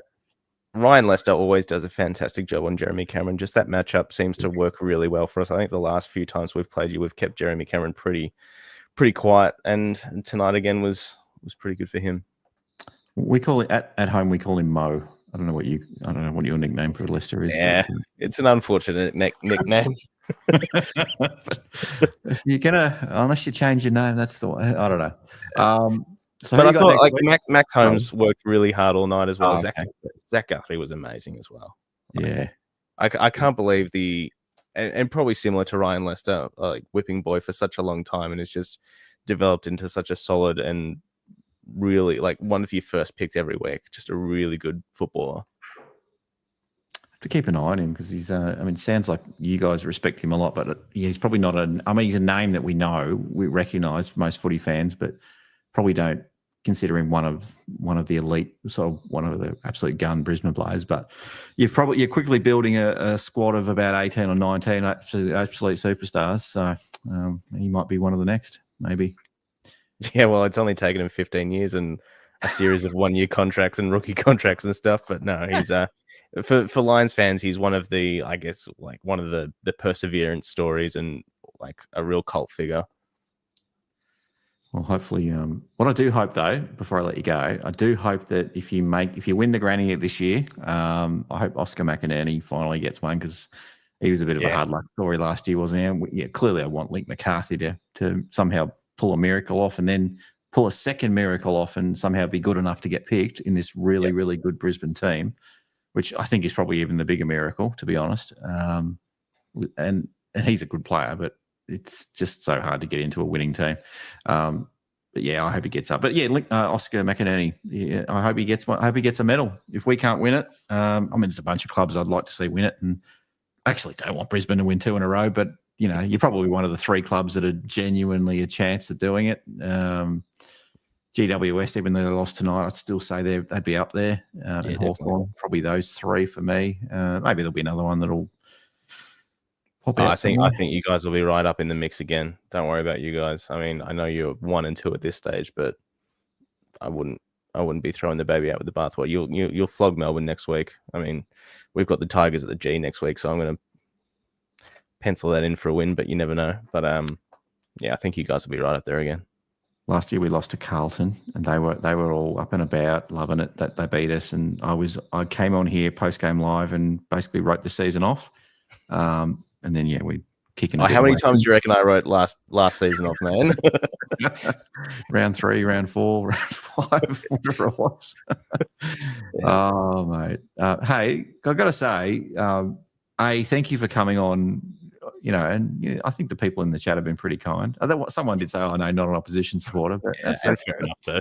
That's as bad as it gets. That's not too bad. And B, thanks for waiting so long too. We did have a bit of a rush to get people on tonight. I was trying to sort of keep everyone to about 10 minutes. So I might be cutting you a little bit. I might be cutting you a little bit fine as well, but I've got to get Egg Footy on, and we may have one of our regulars coming on a little bit later as well, and possibly Dom might be dropping back in too. So we'll see how we go there. But I appreciate that, and go well next week. Hopefully you keep the winning streak going, and no premiership hangover for you. Hair of the dog, it seems. Just keep drinking, and it seems to be working for you. Yeah, we'll see. It's going to run out at some point. Thanks for having me, mate. Appreciate it. No worries. All the best. Take care. All right. Now, the chat has been demanding Egg Footy. They've really been demanding. So your prayers have been answered. Here it is. Well, welcome to your debut on Postgame Live. Mate, I feel very blessed. Thank you very much for having me on. Thank you for the invite. Not a problem. And congrats on ticking over an important milestone on YouTube this afternoon or this evening. 11 or 12 was it? It was 11,000? 11. Thank you, man. That means a lot to me. I appreciate it.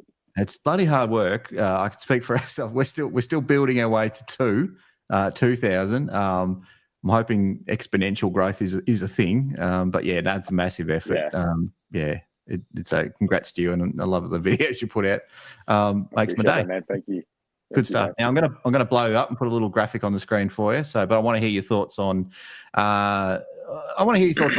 But yeah, if you can throw a bit of Geelong flavour in there as well, I'm sure the people watching this would love that too. Yeah, of course. Like I was really keen for this game, even with, the Alfred delay, the Cyclone delay. I was still pretty keen for this game. Like we match up against Geelong very well. Ever since that 2022 prelim, we gave us a prison beating. Like we've had some very good contests with you guys, except for that game last year where the rain kind of ruined it. And then, the prelim, even in 2023 when you guys came to the Gabba, that was I think that was the game Ashcroft did his ACL. I don't remember, but that was a nice close, scary game. So yeah, we seem to be two teams that match up quite well. I thought you guys were very impressive tonight. You gave us quite a scare. We don't like making shit easy. I thought absolutely Max Holmes was immense. Dangerfield was giving himself a heart attack trying to get you over the line tonight. Even busted himself open at one stage. Came to the bench just face full of blood. I'm not sure how that happened. I think him and Bailey or Berry collided at some stage, but he came back on. He seemed okay, so that's good. Danger just charged in to contest and won a ball, and that's when he sort of wreathed the ball away from that contest and sort of went on a sort of turned on a circle, and then it's like he banged his head against it. I can't remember who it was, but yeah, that was the moment, and then looked like he's bleeding everywhere in the mouth and down his face. Yeah, he's insane. He's insane. He reminded me of Selwood in that moment. Joel Selwood, absolutely. He was trying to will us over the line like Selwood did 50 times. Yeah. He's and he's definitely in like a. Sorry, I look like shit by the way. I just came out of the shower. I've got a hat on. He's looked like a different team. I realized that as I was watching, like there's a lot of new people in your side, like from the 2022 side, especially. Like there's no more Selwood, no more Hawkins, no more Tui. Like you got a lot. You're breeding a lot of youth in, and that youth is holding their own, I think. And it's interesting to see in real time, like how you guys just like it's happening in real time. How you guys just like are never shit ever, except for like since 2007 when he's won the first flag in this current run. I guess that hasn't really ended. Like you've only missed finals twice, 2015, 2023. And that's like pushing in 2027. That'll be 20 years. Assuming you guys make finals this year and the next year, like that's a 20-year run of like finals pretty much, which is fucking nuts. Oh, it's insane, isn't it? I mean, I'm not saying it won't happen again. Like another team will probably have a run of years like what Geelong's currently enjoying at the moment. But Jesus, we're pretty lucky. We do forget that. Like tonight's like tonight, it's like sack Shannon Neal, send him back to WA. Jezza, you're no good. And like you got to remember, we've won 4 premierships in like 18 years. It doesn't happen. Yeah. It doesn't happen like that normally. Yeah, I didn't mind Jezza tonight. I thought Neal was okay. I didn't mind Jezza tonight. You can see the passage of time creeping up on him a little bit, but he's doing a good job of holding it off so far. I didn't mind him tonight. I don't think there was a lot to complain about from him. We just see the best of him every week, and we just hold him at such a high standard. And when you don't see that standard week after week, it's just it can get frustrating. But it's unfair to judge him that harshly too. So and that's the same with Neil, our Neil, Lockie Neil. Like he's had a couple of quiet nights in a row, a couple of games in a row, excuse me. And like that's not ideal. You want him putting up Brownlow numbers all the time, ideally. But like we have a different midfield now with the Ashcroft brothers doing their thing. Bruce Rebel coming in and out. His role is changing, and it's not, our midfield isn't what it was at one stage, like 2020, 2021, where it's like put it all on Lockie Neal's back and hope for the best. And yeah, I just don't want to see our people. I don't think we will, but I don't want to see our people turning on Lockie Neal at all. Oh, no way. No, he's still. I mean, you've got to I throw don't your think best. it will, but We've got to put so much work and time into Lockie Neal that other players thrive for Brisbane. And that's what happens. I mean, that's what used to happen with, Gary Ablett Jr. and, your Bartells and James Kelly's would sort of bob up and all that sort of stuff. That's the way. That's the way it goes. Look, Bruce Nevitt, you mentioned him. He turned the game. I felt like he came on and that hit up a target and then just kicking goals for fun. It's like, what is going on? Who's this Bruce Nevitt bloke? I mean, you know him, but I'm like, who's Bruce Nevitt? I've got no idea who Bruce Nevitt is. And he's just destroyed us in about 5 minutes, similar to Stewie Jew in the 2008 grand final. Like, what is going on here? And then we just never recovered. We never recovered. Yeah, that was incredible. I saw it in real time. I was at the game. Holy shit. Like, it just turned the momentum. Like, he just immediately came on, got the ball, and then through the corridor, hit up. I don't remember who it was. I think it was Rayner or Bailey or somebody. I don't remember who he hit up for the goal, but just immediate momentum change. Like, he had one of the better games as a sub that you'd see, I reckon. Yeah, no, he was terrific. It's great when you get a sub on that comes on like that and just turns a game and sure enough, commentators, super sub. But yeah, because we've used all the funny things to say now. No, it's great. Comment in the chat from Spartacus. Is that Egg Footy? Yes, it is Egg Footy. Checked, yes. And your first name is Egg, second name Footy. Egg Football. Egg Football. Your legal name is Egg Football. Yeah, it's on the birth certificate. Lots of love. Spartacus, you've got a big fan. Spartacus is all over the chat at the moment. Love that like legend. I love you, bro. Appreciate you. I've lost you. Where'd you go? What's going on here? Oh, there you're back. Sorry about that. The camera just disappeared on me for a second.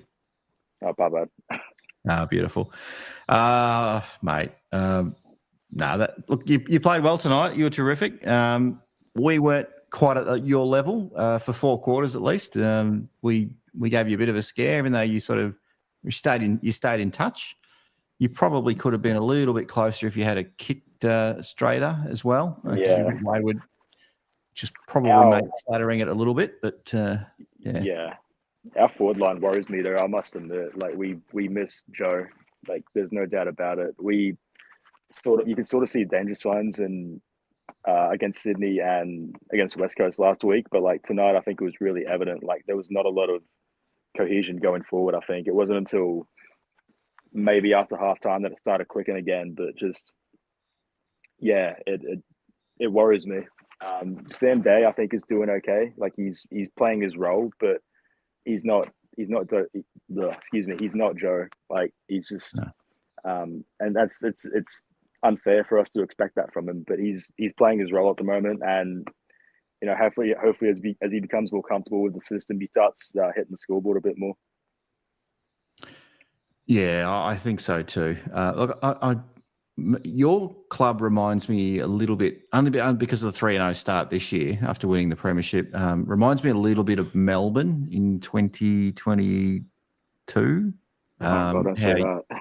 Yeah, well, no, not yet. I mean, I'm just saying, like, you don't want to. Clearly, you want to win every game, but you do want to be your best at the end of the year, and it's probably fair to say you're not at your best at the moment, even though you are 3-0. So maybe that's you're banking wins at the moment, and you will probably finish the year with maybe 16 or 17 wins, and that'll be enough to probably secure a top 4 spot, and then that's probably the time you want your absolute stars firing, and it's a bit of an art in itself, getting all the players fit at the same time, and then finding the form and tweaking your game plan just enough that you've got a few surprises in store for the rest of the comp. But Yeah, don't do a Melbourne. What do they win the first 10 games the year after? No premiership hangover that year until midway, and it all just fell apart. They haven't won a final since. So.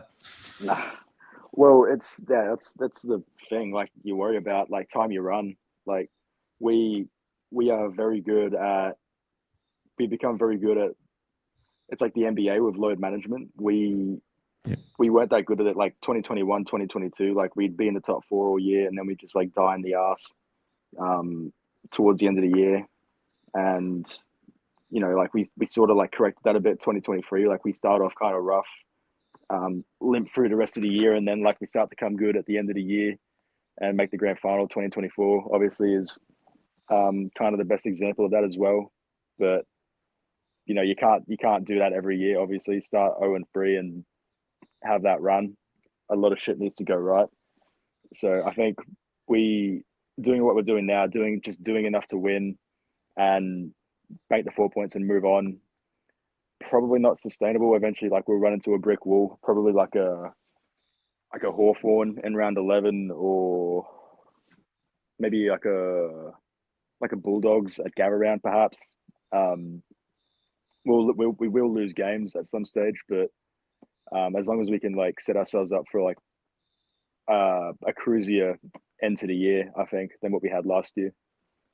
Yeah, I think you're right. Just the big picture is probably what you want to focus on. Just you want to get enough wins to finish top 4, which is I think is probably 16, 17 or something like that anyway.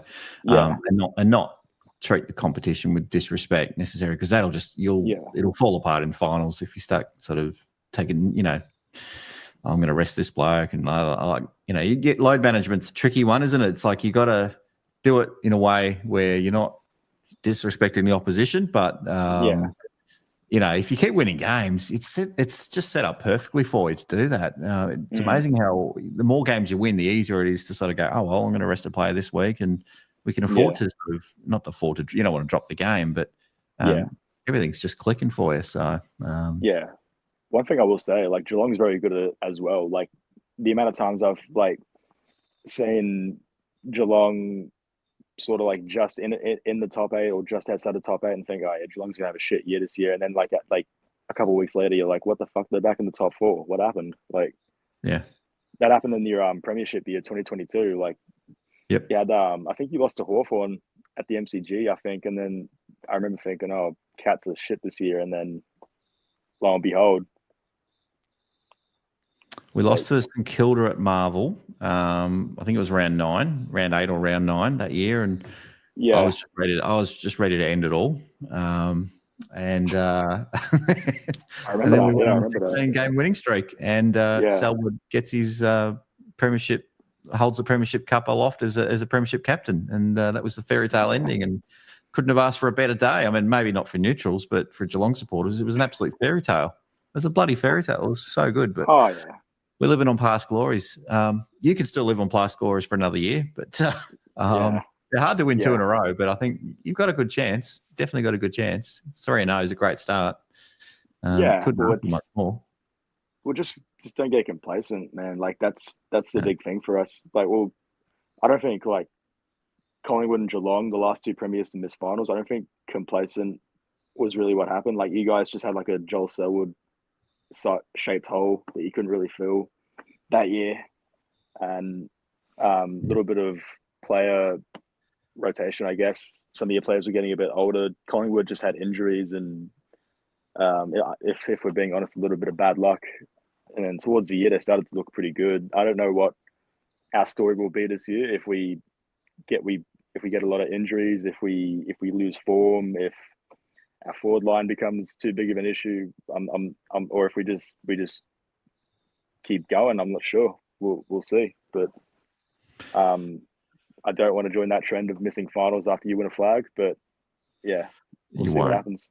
I think unless the wheels really fall off, a 3-0 start is a really good buffer for a lean patch, which you'll get at some point. Every club does, and you've got a bit of a luxury now of having a bit of a look at the health of the list, and especially if you win a couple more, like you're really well set up. If you get through the next fortnight with another couple of wins, you're absolutely flying. Absolutely. Well, Yeah. I'm a little bit nervous about Richmond next week at the MCG. I don't know why, but just yeah, that has like Carlton upset written all over it. Yeah, round one. Crazy things happen in round one. Richmond had lost 10 games straight at the MCG before that. Round one does all weird things to your footy tipping, and I wish we'd never had a round one. Don't get me started on opening round zero, whatever. The first week of the footy tipping season, it's a mess. But Richmond are rubbish. They're no good. I don't think you need to be worried about them. I think you've gotten over your MCG hoodoo, and I'm pretty comfortable you'll beat them by 10 goals quite easily. I almost won our game at GMHBA to be moved to the MCG. That's how not happening. That's how good things are going. Can't have that. Yeah. Oh, mate. I really, really appreciate you coming on. And again, congrats on the 11,000 subs. If you're watching, I know there's about 291 people watching at the moment. Make sure you get over to Egg Footy and give them a sub if you haven't already, or at least watch a few videos and hit that like button. Give us a like too if you want. That'll be helpful if you could. Absolutely. Hit that like button. It always helps the algorithm, doesn't it? When you get some likes on your videos, it pushes it to a few more eyeballs. So that's good. Well, yeah, man. Mate, thank you for having me on. I really appreciate it. I appreciate it. Any time you want to come on, we always go live a few minutes after the game. Well, most of the time, usually it's straight after. But if we're playing a game up in Melbourne, it takes me a couple of hours to get back. But yeah, if you want to jump on again, by all means. Probably come on at the end because a lot of Geelong supporters will get pissed off and drop out of the call. No, they're pretty good. I think. All right, mate. Man. All the best. Hope you go well in the next few weeks, and thanks for more wins early in the year. Thank you, mate. I appreciate it. Take care. Go well. Cheers. All right. We are at that point of the evening, and I've seen a lot of people in the chat saying, where's the big fella? Where's the big South Australian fast bowler? If he's got his camera turned on, that's the cue that I can bring him over. Yeah. All right. Now I have to put that up. I've got to throw that up early because his cricket team's just won the Sheffield Shield, so he's a little bit excited. He's very, very happy with the result. But here he is. I'll get him on. Lucas, you know him, you love him. Well done to the Redbacks, Lucas. Oh, what a fantastic day. Sucks about who played tonight. Geelong, Brisbane, whoever won that game. That's no good. But it was all about the Redbacks today, and just a fantastic win. I was there all 4 days. Ran onto the field at the end of the game. I saw that. Ran onto the field. Unfortunately, I was probably the first one to do that, so the cops will probably easily identify me if they want to go down that path. But everybody was doing it, so I'd be a little bit stiff. Your camera work shit, mate. Your camera work is no good. You need one of those steady cam things. I don't know what they are. Any camera people in the chat will tell me, but it's all over the shop. I was about to puke up in a bucket from road sickness or travel sickness. Get steady. It's your one moment. You're on the field. Your camera's. It's like you were doing car wheels or something. Maybe you were. Well, I've never run fast in all my life. So that's probably that's how good we were going. So yeah, went onto the field. I went up to Jack Clayton, who scored the 100 for Queensland. I shaked his hand, and I said, "Congrats, mate." And then I thought, I've been giving it to Marnus Labuschagne all final. I've been yelling out to him. I've been. He's been oohing and ahhing when he's bowling. I'm like, mate, hit the middle of the bat, you cockhead. Why are you appealing? So I went up to him, gave him the what for. In the end, we shook his hand, and went up to the balcony and had beer poured over me by Jake Gleeman and the South Australian boys because they were throwing champagne everywhere. So that ruined my glasses and my camera and stunk of alcohol when I got back. I think they had the Barossa wine. But it was a terrific final. I was nervous today because we were 3 for 30. I thought Paul James was going to absolutely tear me a new one. I'm going to be the nut of the week. I had the P45 ready to go. But thank God for Kyri, Alex Kyri. Oh my God, what a fantastic, what a guy, Alex Kyri. Jason Sengo, he also scored 100. But thank God for Alex Kyri. Saved my bacon, saved my P45 for another day, and just a terrific shield. I only got back. I missed the half of the Geelong game, the whole first half, because I had to. They had to get the army to escort me out of the grounds because I wouldn't leave. But so I wanted to stay. But so I didn't watch the first half. Yeah, the Geelong game, but nothing really surprised me there. I said to you last week that if we keep playing the way we did, we're going to lose. We should beat Melbourne, but I don't see us beating the Crows. Don't see us beating who have we got after that? Hawthorn. Fuck Hawthorn. Those Hawthorn guys, I'm over them. That's just a win. We circled that one at the start of the year. That's a win in the calendar for the Cats. So we just don't focus on that one too much, and we worry about the rest of the fixture. Exactly. So it's going to be a tough couple of weeks. If we can't beat Melbourne, we're fucked. We might as well pull up the season right now, eh? Call it stumps. You may as well pull stump. Now, are you laying on top of a stump at the moment? Because we did see some people pulling stumps out of the ground. Was that you, or was it someone else? Unfortunately, because I'm fat. You didn't make 100, so you don't deserve a stump. But yeah. Yeah, I couldn't get to the stump fast enough. But trust me, I would have taken all 6 if I had the chance. How would you like to be a security guard this afternoon? Because I wouldn't have wanted that job this afternoon. Security was they weren't like that. They only had 5 people, 5 security guards on the ground. They're not going to stop anybody. I said that in the live video because they were coming across, and I said to him, Matt, you're not going to stop anybody. Don't even think about it. And then we just jumped the fence. So it was just a fantastic experience. Usually I'll give you my 3-2-1, but I'm not actually going to do that. I'm actually going to do it in a cricket version. I'm going to give you my 3-2-1 cricket version. One vote will go to Brendan Dog. He took 10 wickets in the match. 2 votes to Jason Sengo. He hit that 100. 3 votes goes to Alex Kyri. Has to be Alex Kyri. No, he doesn't play that T20 bullshit in the Indian Piss League or IPL, whatever you want to call it.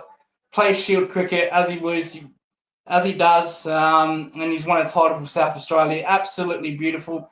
Last week there was a St Kilda supporter on. Now they're saying that I was a little bit harsh on her, so I'm not going to say anything bad. So all I'll say is that this is for her. Thank you very much. Hang on, you've got the pads on. I didn't even see the pads. Show us the pads. I've got the pads on. I don't know. Don't ask me to stand up, Ben, because I might not be wearing anything. No. I'm going to describe it for people that maybe listen rather than watch. I know I listen to a lot of YouTube rather than watch the show, especially late at night. So Luke, our good friend Lucas is in his cricket pads. He's shirtless. He's got a cat scarf and some glowing lights draped over, covering his nipples. So thank you. YouTube's probably not going to block the video because we haven't cited the nipple just yet. But yeah, shirtless. He's got his glasses on indoors, the white Corey Worthington glasses on, and had a lovely day at the cricket. You must have had the shirt on because you're not pink. You haven't got much sunburn, so you've done well. There you go. There's one thing for the people listening. There's one thing I don't like, Ben, and that's getting sunburnt. That's crazy because I actually play cricket, but I don't like getting sunburnt, and I don't like wearing sunscreen. Not because I'm allergic or anything like that. I just don't like wearing it. So when I play cricket, I actually wear long sleeves, and it can be very hot, especially when you're keeping. Because I am a keeper, or was. I was a fast bowler as well. And I used to bowl in short sleeves, as every bowler does.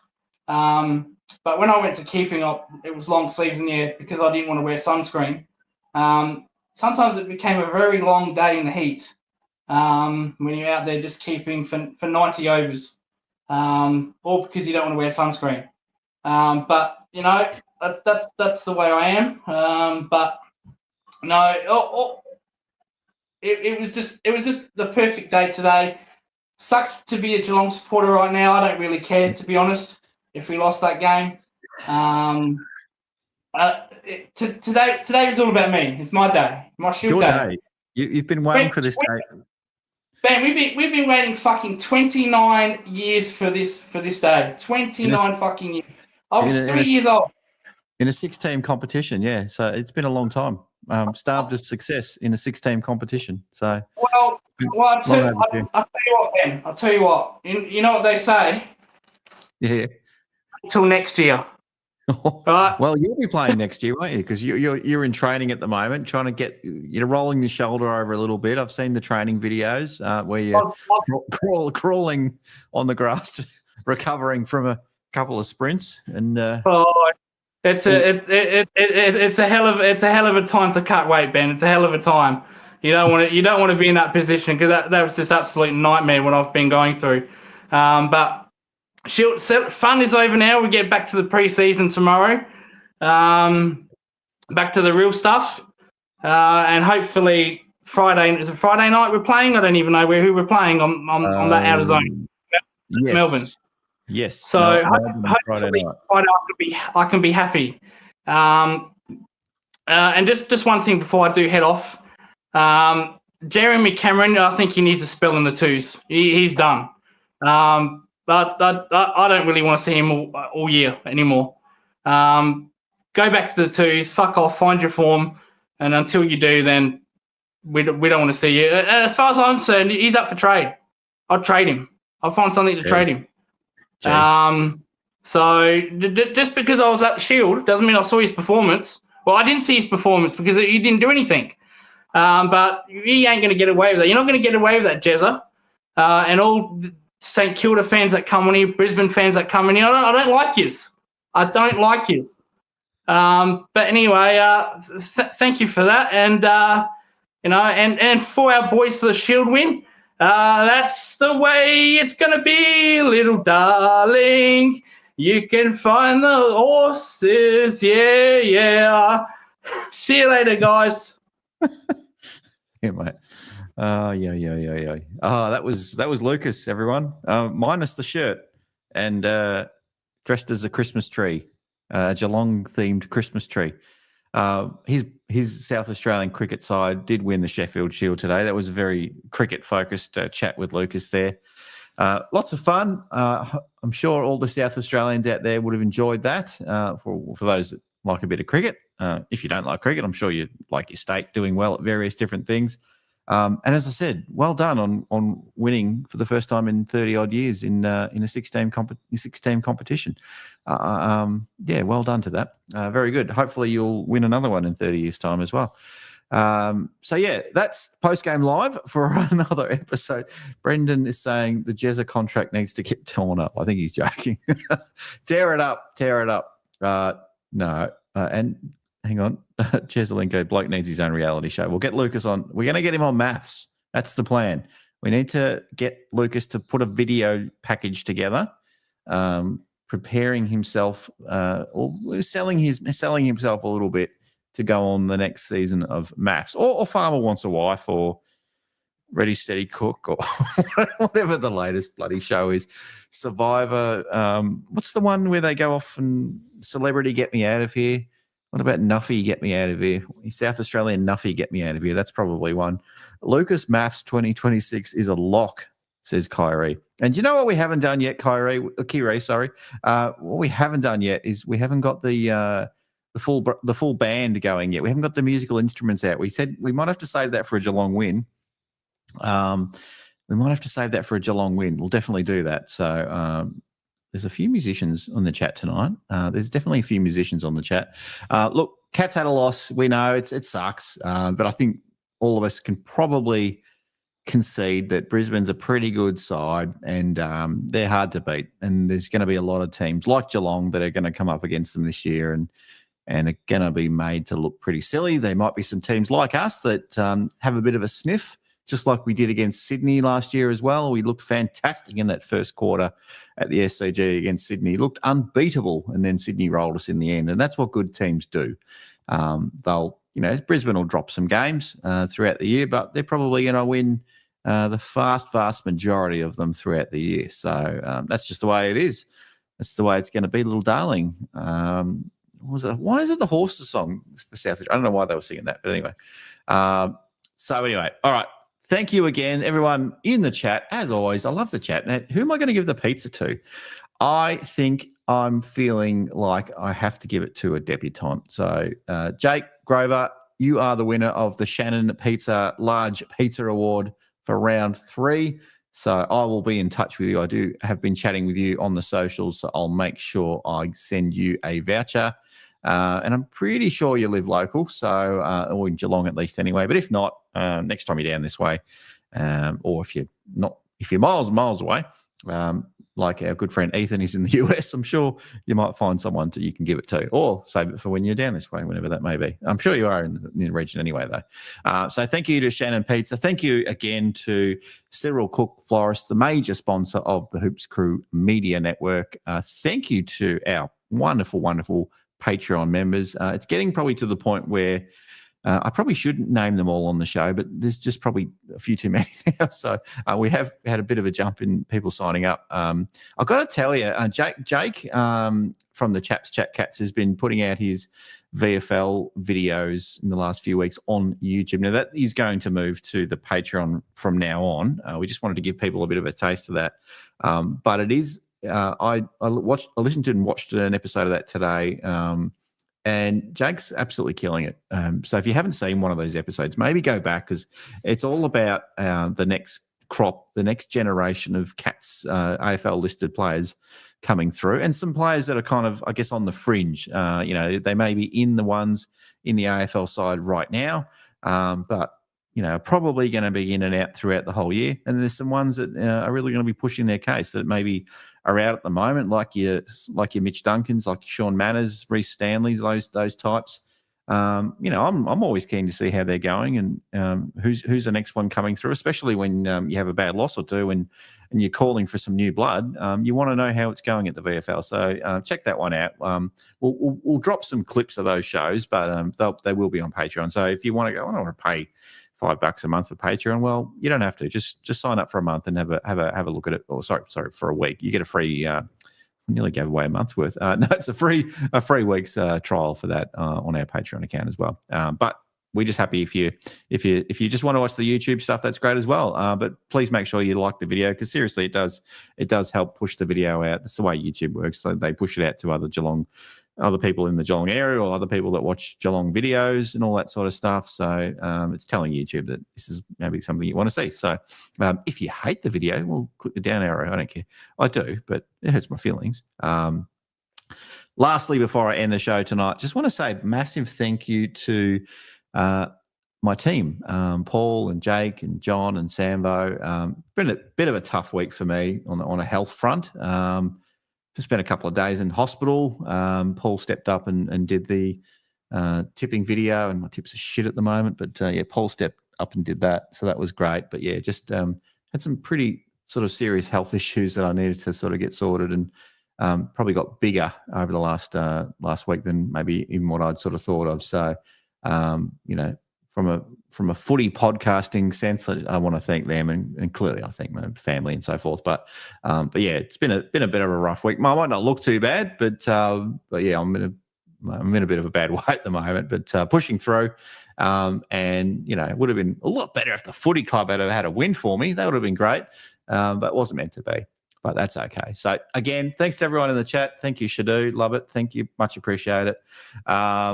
Make sure you check out Paul's reaction video tomorrow morning at about 9 o'clock in the morning. Paul, I don't know if he's had his grumpy pills. We'll find out tomorrow morning.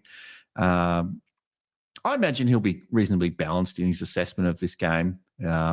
But that'll be dropping at about 9:30 tomorrow morning. It's about a 10 to 15 minute video, those ones.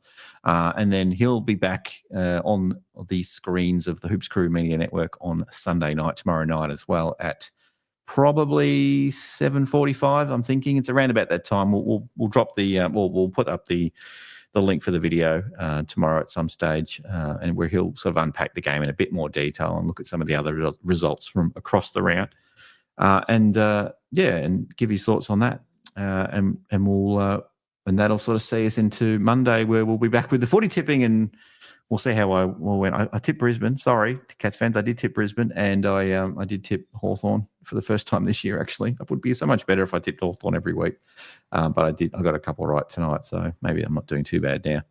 Anyway, I've rambled on for about 10 minutes as I'm trying to wrap up. Thank you to everyone who's watching. I really, really appreciate it. It means a heap. We're building this Geelong community. For anyone who's not a Geelong fan, that I extend that thank you to you as well.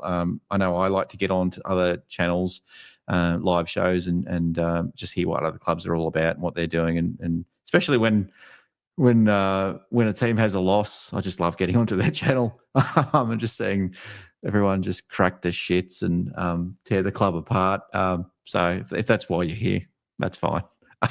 I do it. So yeah, enjoy that. All right, I'm officially out. Thank you, everyone. As I say all the time, I am going to put my little outro sort of video on. If you don't like AI crap, then don't worry about it. But I'll see you on the next one. And go Cats. See you in Melbourne. Take care. Bye.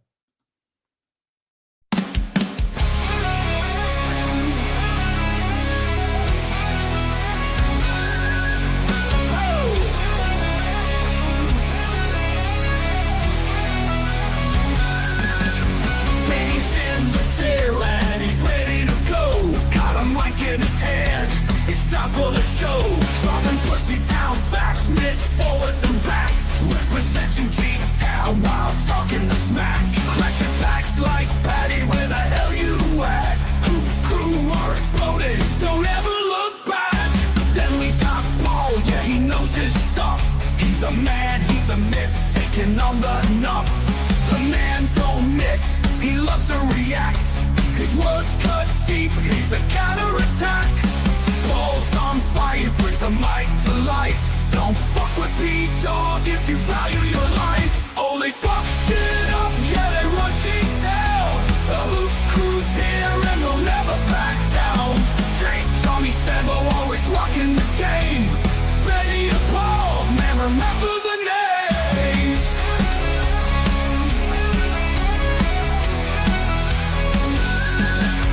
In the studio, Jake's bringing the noise. With Johnny and Sambo, the chaps, chat boys, they're electric, and they're ready to roll.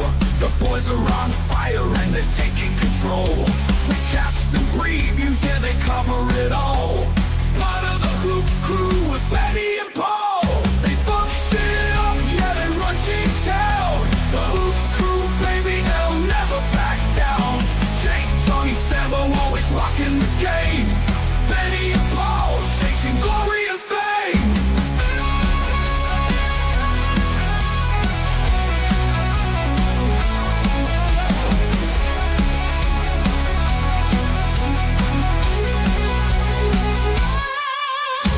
Brad with the sleeves, Max Holmes and Jack Bose. Tommy fucking Atkins, he'll break your damn nose. Stewie in the middle, and Reese in the ruck.